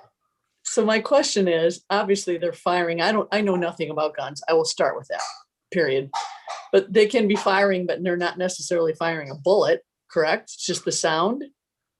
Is that doable, or is that really not? I mean, I know what you're talking about, Matthew. It's called Megan's Law, and it was actually made into a law. It was terrible. That young girl was shot from a mile away and ended up killing her. But I mean, I know certainly like Duncan, the organic farm out there, they used to do this, and they would shoot into the air, but they weren't shooting bullets. So there's no classification for what they're doing when they're shooting for geese? No, they couldn't even do that if they're within a quarter mile of a building. Now some people will shoot blanks just for the sound, but that is discharging the weapon, so you still could not do that within a quarter mile of a structure. I'm wondering, that brings up really the question I was going to ask Joe. Is it possible for us to have an ordinance of this type that allows people to file for a permit to be able to use, blanks, basically, maybe blanks and a shotgun to control wildlife like geese? Yeah, Mayor, there are very limited regulations that the city can pass in connection with firearms. And essentially what's presented are the maximum regulations by state statute that the city is allowed to enact. You can't enact anything more restrictive than this. Yeah, but what I'm suggesting, the question is whether we could do something less restrictive, so that if the golf courses wanted to fire, use a weapon, the noise from a weapon to scare these ducks and geese off, could they come in and file for a permit to do that, or we just made sure that they had some procedures in place to make sure it was going to be safe? Well, yes, under state statute 13-3107, which is the unlawful discharge of firearms, it makes it a class 6 felony for a person with criminal negligence discharging a firearm within the limits of any municipality. But under that statute, it also says it does not apply to firearms if the firearm is discharged, and one of the exceptions is for control of nuisance of wildlife by permit from the Arizona Game and Fish Department or the United States Fish and Wildlife Service. So they do have the ability to get a permit for control of nuisance of wildlife under the Arizona Game and Fish. It also provides an exception by special permit of the chief of police of the municipality. And there's also an exception for the use of blanks. So would our ordinance restrict this proposed ordinance, would it restrict somebody's ability to control wildlife like geese using the discharge if they had a permit from the state? No, they would still be allowed to get the permit for the state, and they would also be allowed under the state statute to be able to get a special permit from the chief of police from the municipality. So the city, through its IGA with Avondale, they'd be able to apply and get a special permit from the chief of police. Would there be any problem simply putting the exact provisions from state law into our ordinance so that it was clear that if somebody needed the permit, they could just get it? We can add the language, but the state statutes control the state statute. Right. I understand it controls. It's just a matter of communication and appearances in terms of if we're going to try to do a regulation, it would be nice if we made it very clear that we understood that this ordinance would not stop the use of that method of controlling fowl on the lakes. That's something that we could add into it. Okay. If that's all right. Thank you. Councilman Watson. I'm just a little confused if I'm understanding this correctly, and my memory is serving me correctly, because this was something we dealt with when I was a kid growing up here because of all of the dove hunters. But if there's already a state statute in place saying you can't just discharge a firearm within a quarter mile of a occupied building, why are we needing to do something? I'm just trying to. Maybe we don't. That's something. It sounds redundant. Yeah, maybe we don't. It came up again. The reason this came up is because I was surprised that there was no issue within the city limits to firing a gun. I assumed there was something.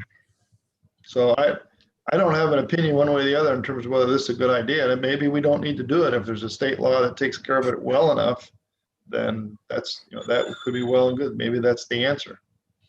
Mayor, I have a question. Okay, one second. So, one second, Councilman Donahue, because we had the vice mayor has had his hand up here. Okay. Thank you, Mayor. When I first read this, I'm struggling with it because I went and looked at the statute. I've got it before me right now. And there is a prohibition. It's a class 6 felony to fire a gun within the city limits. And which has me kind of wondering if we're preempted from doing anything that is stronger than what the state statutes are providing for. And the state statutes clearly allow somebody to go out, using blanks. And that doesn't fit in the class 6 felony definition. Now, just as a side note, if they're out there chasing the geese with blanks or anything else and harassing them, there may be some other issues there, some other federal laws, because they're migrating birds that come into play, but that ain't my problem. But I struggle with the concept of us trying to do something with an ordinance that does not track the state statutes. There's nothing in this ordinance about getting a permit, but I've heard that we can probably issue a permit under the state statute and then have an ordinance that doesn't allow some of those things to happen. I don't think they track good enough, and I think the state statute's got it all covered already. Okay, good points. Councilman Donahue. Well, and this may be what Paul just said, is that it covers it. Like, do we really want people shooting in the air to get rid of geese on the golf course? Can't you just hear all the people on the golf course making calls like somebody's been shot? I mean, I'd love to hear us have no sound of gunshots in Litchfield Park. Let Duncan do it out in agricultural, but I don't think there's any place for it in our little town. I don't know. Yeah, I can tell you we have not received any complaints, and it has happened in the past, apparently, that a blast or two has been used to harass the geese and get them to leave the lake. And there are less geese there today than there were 6 months ago. So it's been effective. All right, I don't know if there's, at this point, I'm going to guess there may not be a consensus of council to introduce this ordinance, which is fine with me if that's the consensus. Is there anyone who would like to move to introduce this ordinance? Okay, seeing that, I'm going to assume that we're going to let this issue be controlled by state statute, and we're not going to get involved in it at this point because I guess it hasn't really been a problem for us at this point. Next item of business is item D, the police vehicle and radio purchase. Mr. Williams. Thank you, Mayor. Mayor and Council, we looked at several different quotes for police cars. As you guys know, we were starting with Avondale for police services beginning July 1, and part of that is we need to buy 3 new police vehicles. Currently, we have 2 here. Again, just as a reminder, we have the Crown Victoria and we have the Tahoe. The Crown Vic will be kept to be used by Avondale VIPs for city events, where the Tahoe will actually be used on patrol. So we have just got the title back from Posse, and it's going to be going soon to be redecaled and get a new, assuming it's approved, get a new radio to go in it where Avondale can start using it July 1. As part of the police IGA, we will be using Avondale vehicles until ours come in. If you've looked at new cars lately, they're being delayed around the country because there's a chip shortage due to COVID. We're hearing that cars are being delayed till probably the last quarter of the fiscal year of 22, so probably late spring, summer of 22. So, but that's going on with cars everywhere. So anyway, it would be later on in the year, but we plan for that. Again, that's part of the contract. Looking at the prices, we got quotes for Tahoes, Silverados, F-150s. We also got a quote from leasing these. You may remember that question was asked a while back. I did reach out to Enterprise. There's a few cities around the state that lease their police vehicles. So in comparison, Enterprise gave us a quote on Tahoes on a 60-month lease of $1,295 per month, $1,295. At 60 months, that's $77,700. We could buy them cheaper outright than we could lease them. So I wouldn't recommend that because it's just not, it just doesn't make sense. It's cheaper just to buy them outright, especially knowing that they'll probably last longer here due to the size of the city. We're hoping these cars will last for 7 years, 7 to 8. It all depends on how much you're driving them. I think in this city with the size we are, it will probably be more idle hours than it will be miles. But we'll see. It also depends, of course, again, how the police force is using them. So that depends a lot on Avondale officers as well. Looking at the different numbers, so the most expensive option, and it's also the one I would recommend, is the Tahoes. So the Tahoes are 60 grand, 60,164 a piece. That does include the equipment. There's another $8,500 expense there for the radio, for a total of 68,670 on the Tahoe. So for 3 Tahoes, it would be $206,010.84. The next one is the F-150. The F-150s are $32,962 a piece, $22,322 in equipment, $8,506 in radio, for a total of $63,791 a piece, or $191,373 total. Lastly is the Silverados. The Silverado is the cheapest option at $33,555 a piece, police equipment $15,172, radio $8,506, for a total of $57,233 each, or a total of $171. So to bring those back around, for 3 Tahoes, again, we're buying 3 because we already have 1 here. 3 would be $206,010, where the cheapest option, which is the Silverado, would be $171,701. And you may wonder, of course, why I would recommend buying the most expensive one of the 3. A big one is security of the Tahoes. With the trucks, you have a bed cover. You'd have police equipment under the bed cover, and the Tahoes, they would actually be inside the vehicle. That's a big change.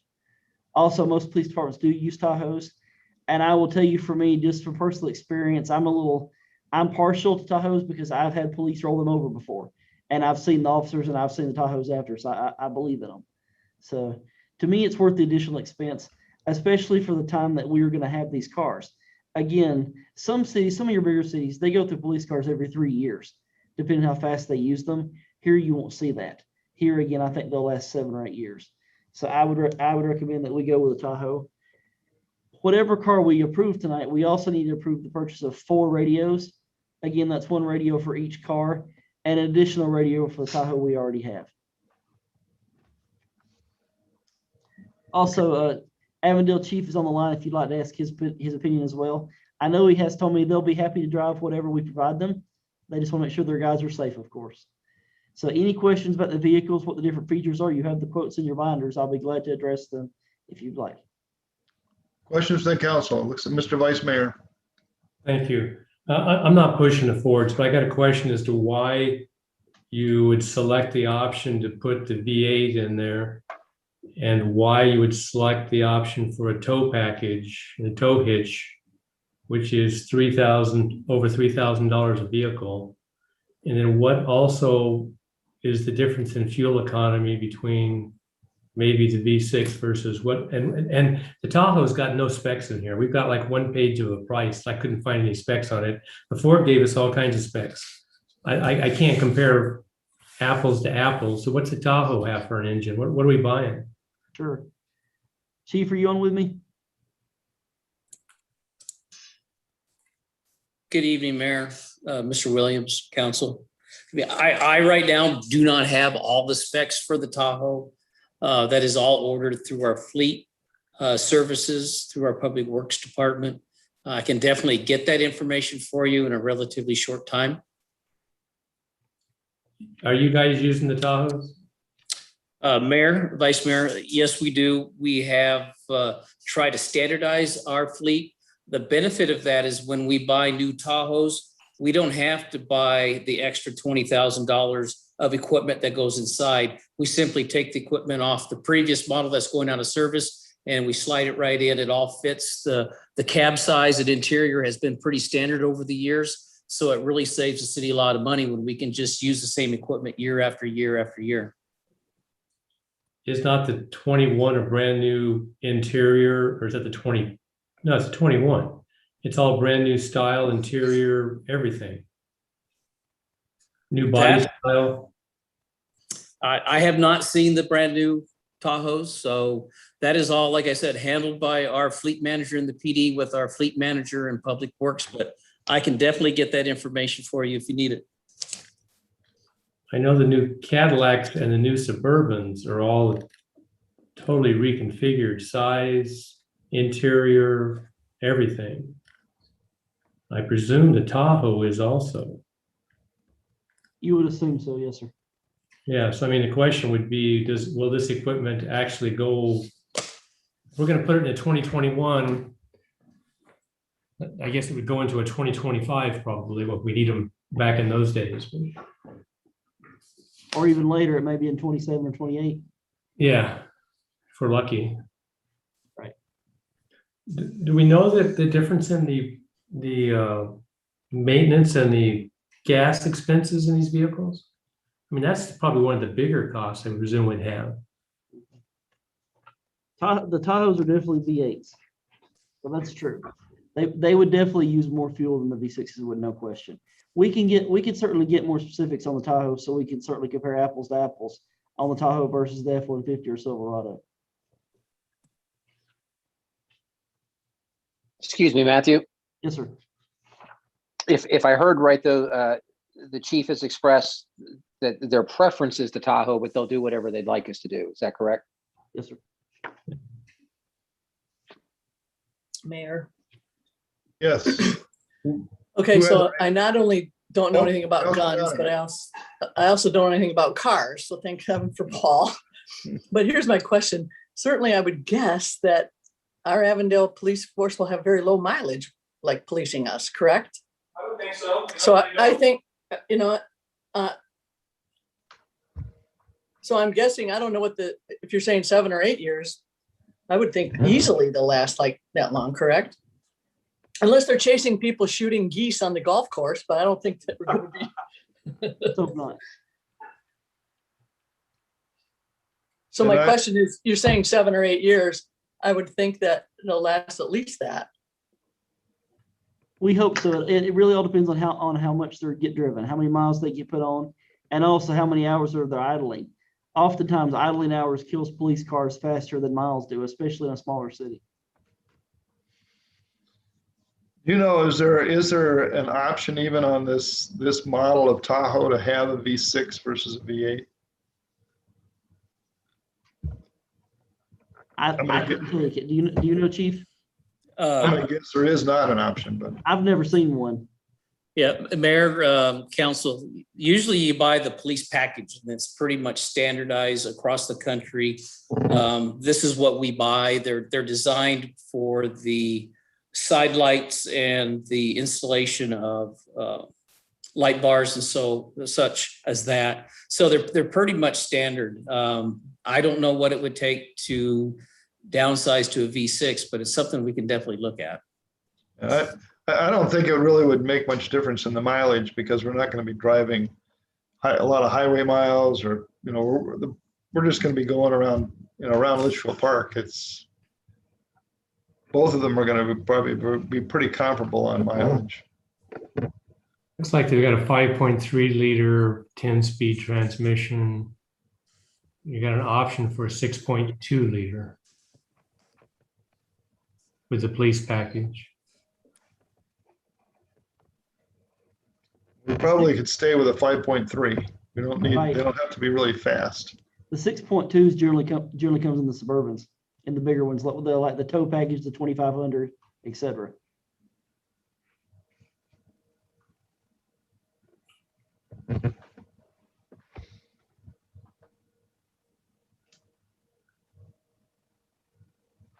All right, what's the pleasure of council? Do we want to make a decision on this tonight? If we do, then we need to start with a motion so we can have something to talk about.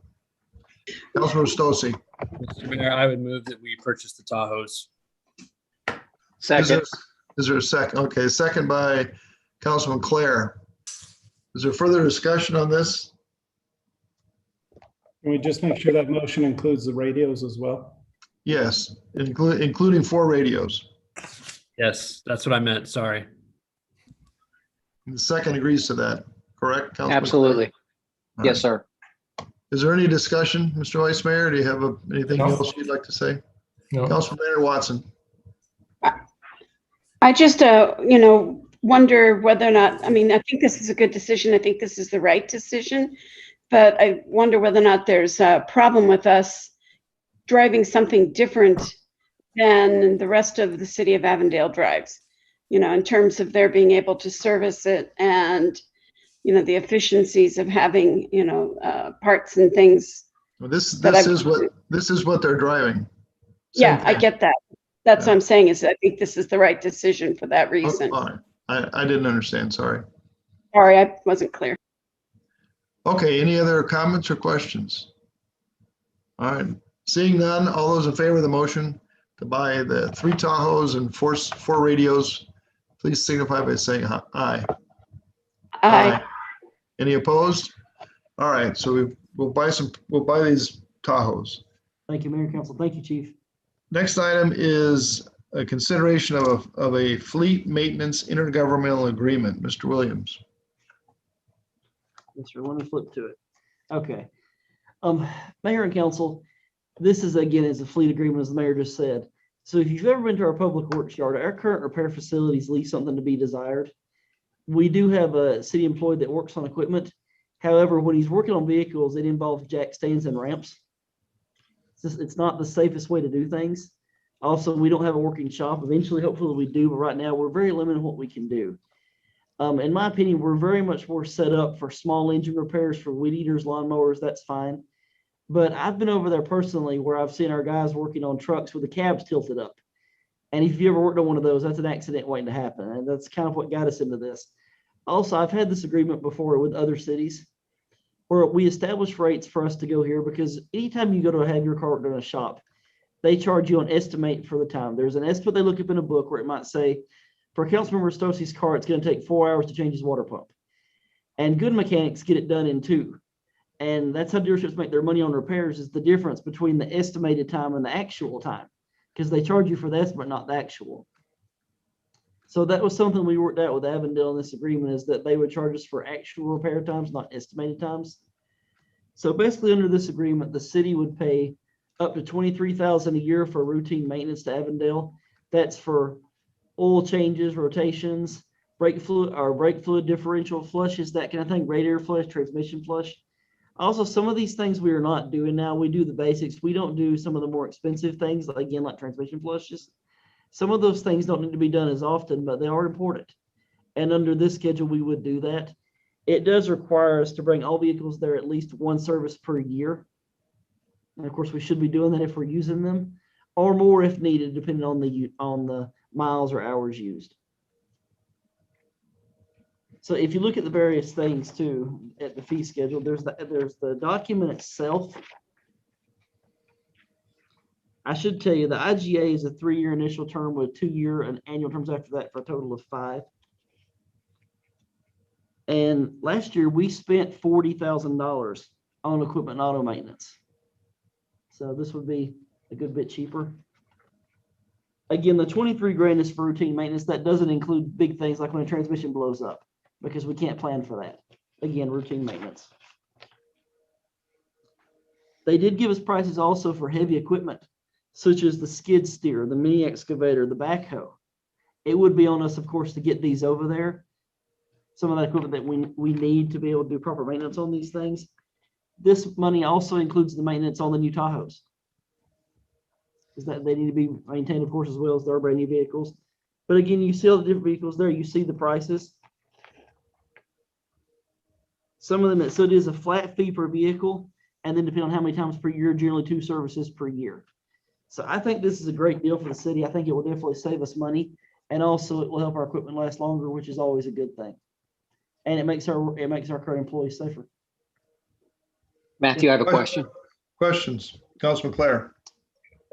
Is there something in here on turnaround time? I didn't see anything, so that we're not just placed behind all the activity going on and equipment's down for significant periods of time. Yes, sir. We do have Tracy Stevens on the line. Tracy, I'm going to be honest. I don't remember if you're the deputy or the assistant for Avondale, but if you could speak to that.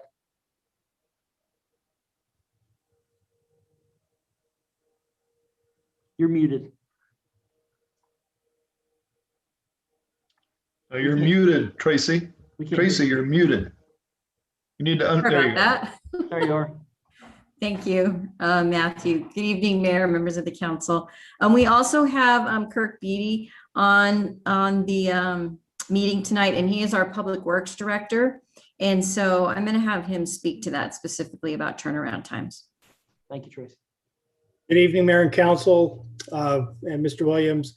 So our intent is to bring your vehicles in within the same time frame that we service the City of Avondale vehicles. So we don't expect to have your vehicle any longer than we would one of our own as far as being out of service, unless it has to do with some kind of a major repair, in which case we would communicate to you ahead of time on how much that repair would cost and how long the vehicle would be out of service, and it would be up to you all to decide if you wanted to move forward with that service and have the vehicle in our shop for that period of time.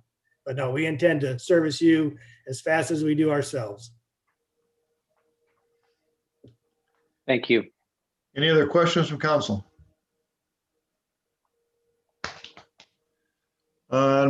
Is there a motion to approve the fleet maintenance IGA with the City of Avondale for preventive maintenance and repair services? I'll make a motion. Moved by Councilman Clare, seconded by Councilman Brainerd Watson. Any further discussion?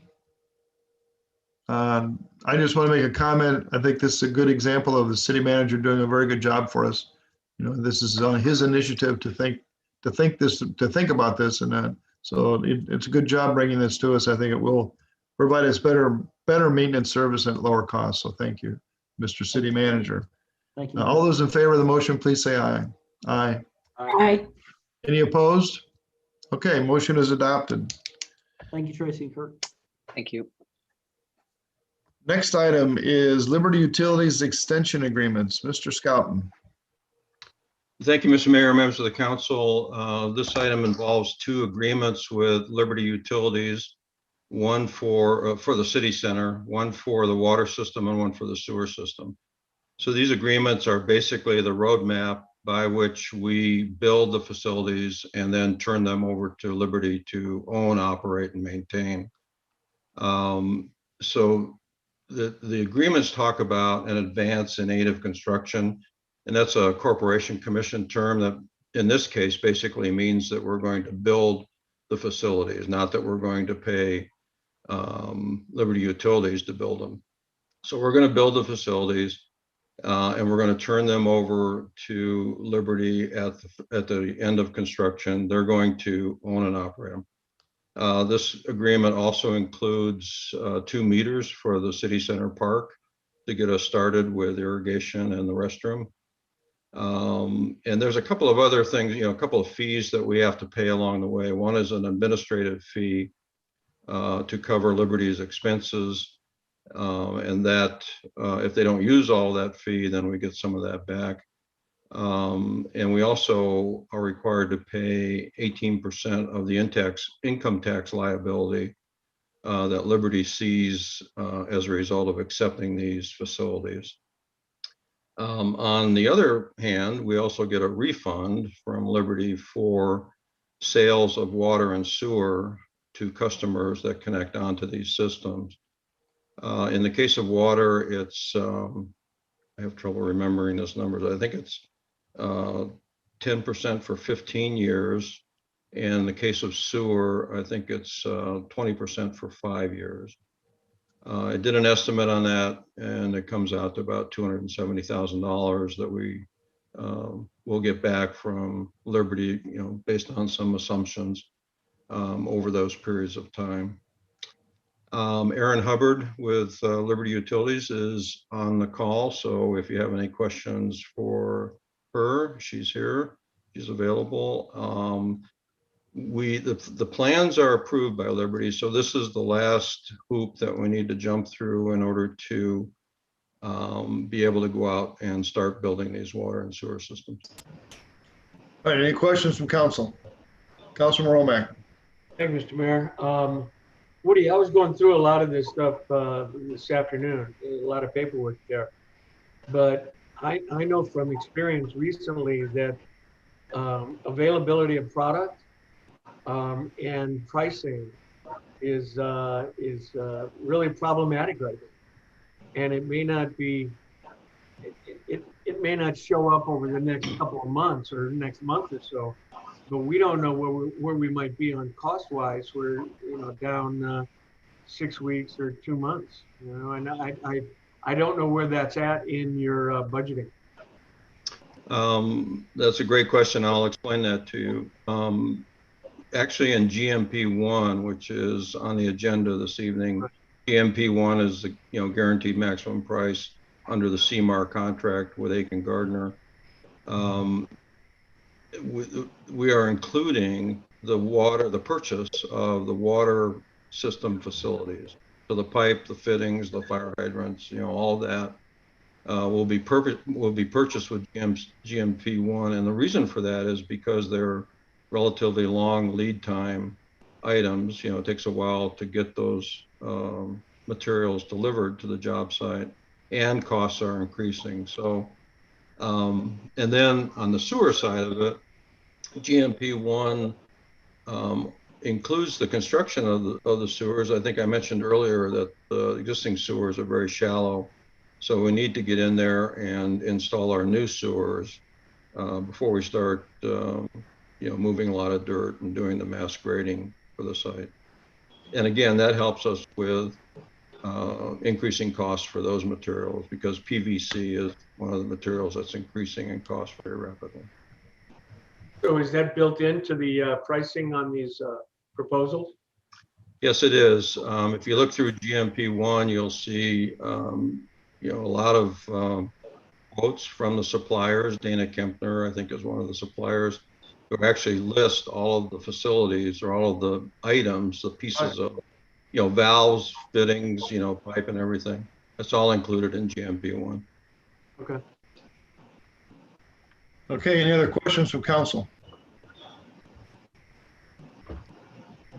Seeing none, is there a motion to approve the water and sewer line extension agreements with Liberty Utilities for the purpose of providing water and sewer infrastructure for the city center project?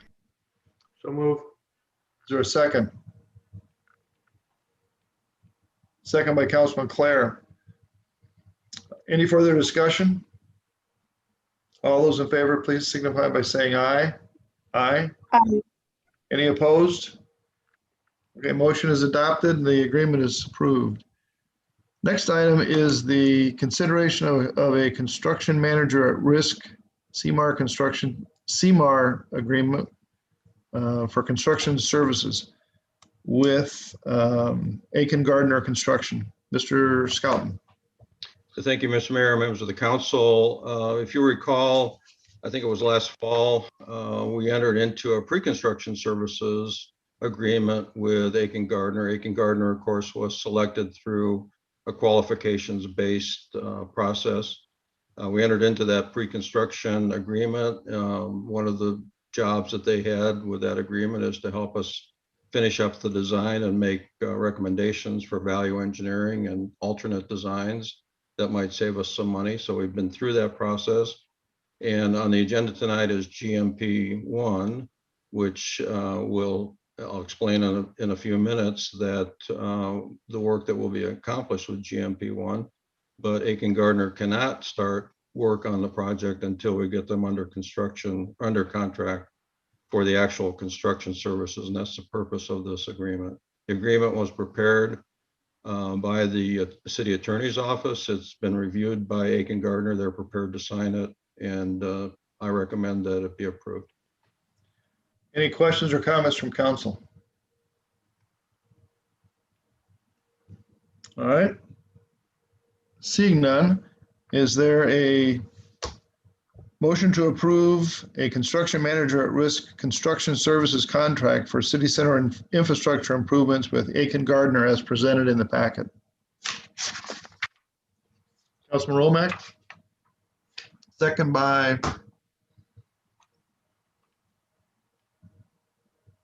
Councilman Clare. Okay, any further comments or discussion? All those in favor of the motion, please signify by saying aye. Aye. Aye. Any opposed? All right, so the contract is approved. Now we'll go to item number H, which is a discussion of GMP1 as presented by Aiken Gardner for an amount not to exceed $3,576,623.63. Mr. Scouten. Thank you, Mr. Mayor, members of the council. As I mentioned earlier, GMP 1 is the first step on the construction of the city center project, the city center infrastructure. This GMP includes essentially clearing the site, getting rid of existing trees and bushes and shrubs on the site, clearing out grasses and so on, demolishing the wall and doing some other demolition of old pavement, curb gutter and sidewalk, performing the sewer work that I mentioned earlier because the existing sewers are too shallow. Once that's done, we can then move in and begin mass grading the site. So this would be cutting the streets in and moving the dirt onto the pads for development. It also includes, as I mentioned, advance ordering of long lead time items. And those items basically consist of the water pipe and fittings, the underground stormwater drainage facilities, and a couple of other, PVC pipe for the conduits for the dry utilities. And help me, Christy, what was the other one? There's one more. Yeah, the urban pond, the drainage system, the subgrade drainage. And storm drain pipe, sorry. And Christy Hall is the project manager from Aiken Gardner on this project. So she's here if you have any questions that I can't answer. But again, this is the first step. This gets us to the point where with GMP 2, which we're currently working on and hope to bring to you in July, that will be the installation of all the underground utilities except for the sewer, of course, which will be done under GMP 1. So with that, I'll take any questions you might have. Let me make a general comment before we get into questions. I hope, if you have questions, I urge you to ask them. But the motion that will finally be requested is a motion for a not to exceed amount for performing GMP 1. There are a few items that are subject to reevaluation between the city staff and Mr. Scouten and the city manager working group to determine exactly what we want to do in that area, but the prices would not exceed the amounts that are given in there. And those items, specific items that are going to be reviewed before we pull the trigger on them individually, are removing the existing palm trees and shrubs with a standard of only taking out the trees and shrubs that impact the building of our roads and our city infrastructure. If it's a tree or a shrub that's on a parcel that a builder may want or not want in the future, those are going to be left for the decision by the builder. And then the other one that's up for some discussion there have been some questions raised over the last week or so with the underground stormwater storage system. Those are going to be the subject of a meeting actually on Saturday of the working group to go through those questions and make sure that everyone is on the same page with that system. So are there other questions from the council? Mr. Vice Mayor. Thank you, Mayor. The element estimated cost, how will we get to the actual cost? It will be through the pay requests that Aiken Gardner submits, and they will submit a detailed, actually based on the schedule of values that you see in GMP 1. They'll submit a monthly request for payment. They'll show the amount that was actually installed against what was estimated. So we'll pay those monthly and have a record of what was actually installed. But we won't at the prices that they quoted in their GMP 1. But for these large items like general items and allowances, which total about $650,000, those you've got individual pricing that will that will be worked up each month into those numbers? Yes, Mayor, that's correct. The general items cover things like the site fencing and dust control and, their trailer, the stormwater pollution prevention program, a lot of things that are general to a construction site. So we pay those on an ongoing basis based on the numbers that are in their proposal. And then there are things called allowances that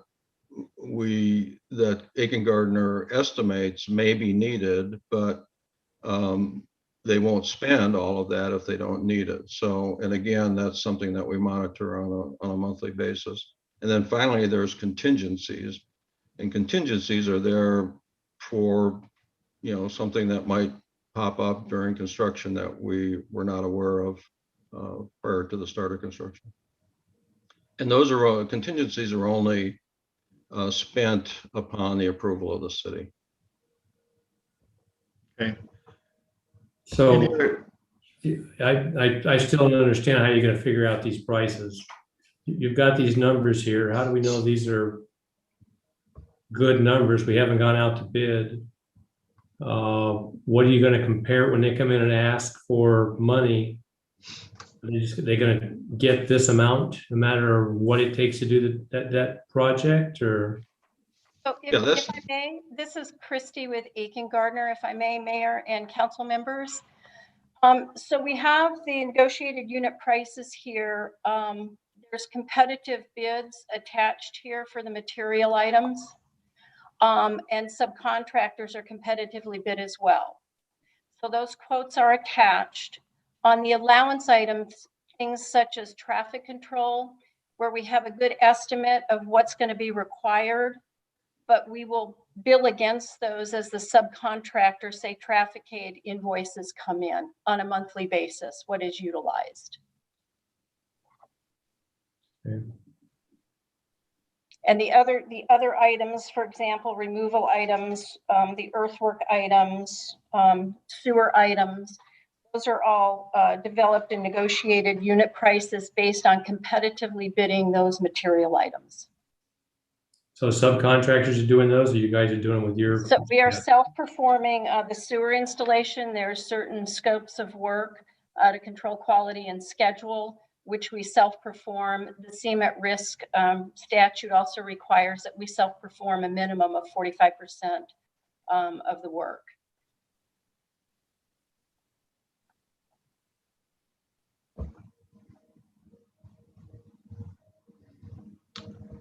Other questions from council?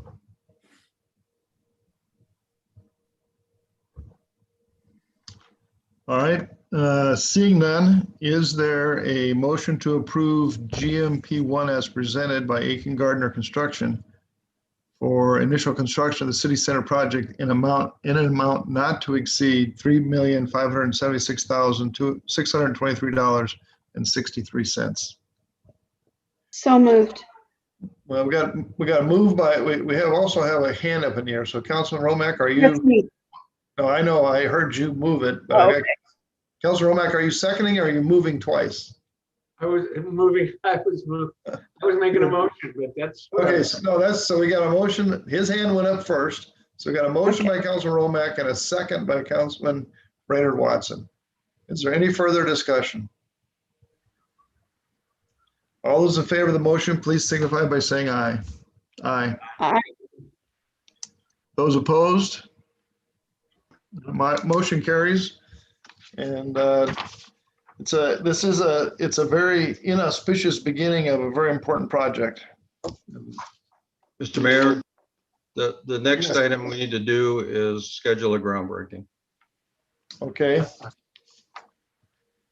And we can do that, subject to the fact that we have a lot of, obviously there, with the council, the traveling is going to be extensive over the next month or so. So we'll work with you to figure out if we have a way to break the ground in a formal way. And do we get to have champagne at the groundbreaking or not?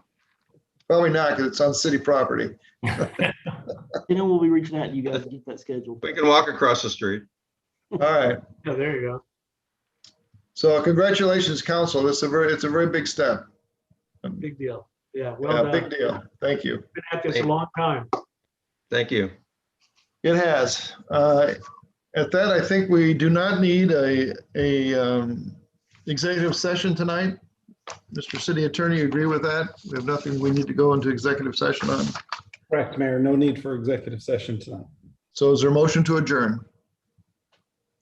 Moved by Councilman Rostosi, second by Councilman Romack. No, okay, Oh, I saw your hand again. you did. All right. All those in favor, please say aye. Aye. Any opposed to adjourning? All right. Thank you for your time and attention for the last 2.5 hours. We had a lot of things accomplished. We will be contacting you, in seriousness, we will be contacting you to see if there's any convenient time when we can get everybody together and have a groundbreaking, take a picture and have a golden shovel and all that. So Don't we have a meeting after this meeting? Yes, we do. we do, but we're done Okay. with the council meeting. Okay. Now we're gonna adjourn this meeting, which we've done. Hey, I just have a question. Can we have somebody shoot a gun to break the? Let's have someone come out there and shoot some geese sound. That We would can be. do That would that. work. We can do that as long as we're not criminally negligent. I think Okay. we should do it 4th of July and then we can have a fireworks show Oh, afterwards. there you go. Okay. Let's see, I think it's, Ciao. yeah, it's the CFD. The CFD is now up. Yes. Jesus. So we're gonna call this meeting to order. This is gonna be, I'm sure, a fairly quick meeting. We already did a pledge of allegiance. Do we really need to do another one? You do not, Mayor. Okay, that's what I had suspected. So the first item of business is to approve the minutes as presented by our district clerk. Is there any discussion over the minutes? Do we have a motion to approve the minutes as presented? Moved by Councilman Clare, seconded by Councilman Rostosi. Any further discussion? All those in favor of the minutes as presented, please signify by saying aye. Aye. Any opposed? Okay, minutes are adopted. Now there is a consideration of a tentative budget and estimates of assessments for the CFD at the Village at Litchfield Park. Hey, Ms. Peterson. Thank you, Mayor and council members. I only have a 100-page presentation for this budget. Well, when you get done with your presentation, would you please signal me? Bring everybody. Yeah, we just sign this all off. All of the details about this budget are in your packet. So I'll just quickly go over a few things. The tax assessment rate will be set at $1.2937 per 100 of assessed valuation. That could slightly change after Maricopa County receives this. There is a reserve balance in the CFD fund of just over $97,000. The tax revenue calculation assumes an almost 100% rate of collection, which is great. And that reserve balance is what would pick up any shortfalls. So the total revenue for the budget is $363,751, and the debt service is $363,650, which should give us an excess of $101 at the end of the year. And that's it. I'm happy to answer any questions if there are any. Any questions from council on this tentative budget and assessments? Mr. Mayor, I would move we approve the budget. And authorize publication for a public hearing on July 7th, 2021? Yes. And I'll second it. All right. Is there any discussion on the motion? Seeing none, all those in favor, please signify by saying aye. Aye. Aye. Any opposed? All right, motion is adopted. Next item of business is adjournment. Is there a motion to adjourn? So moved. Okay. All those in favor, please say aye. Aye. Aye. Okay, I said aye also. Any opposed? All right, we are adjourned. So once again, thank you for your attention. That was about 4 minutes. I appreciate it. Thank you, everyone. Have a good night, Ciao. everybody. Have a good evening. Good evening. Good night.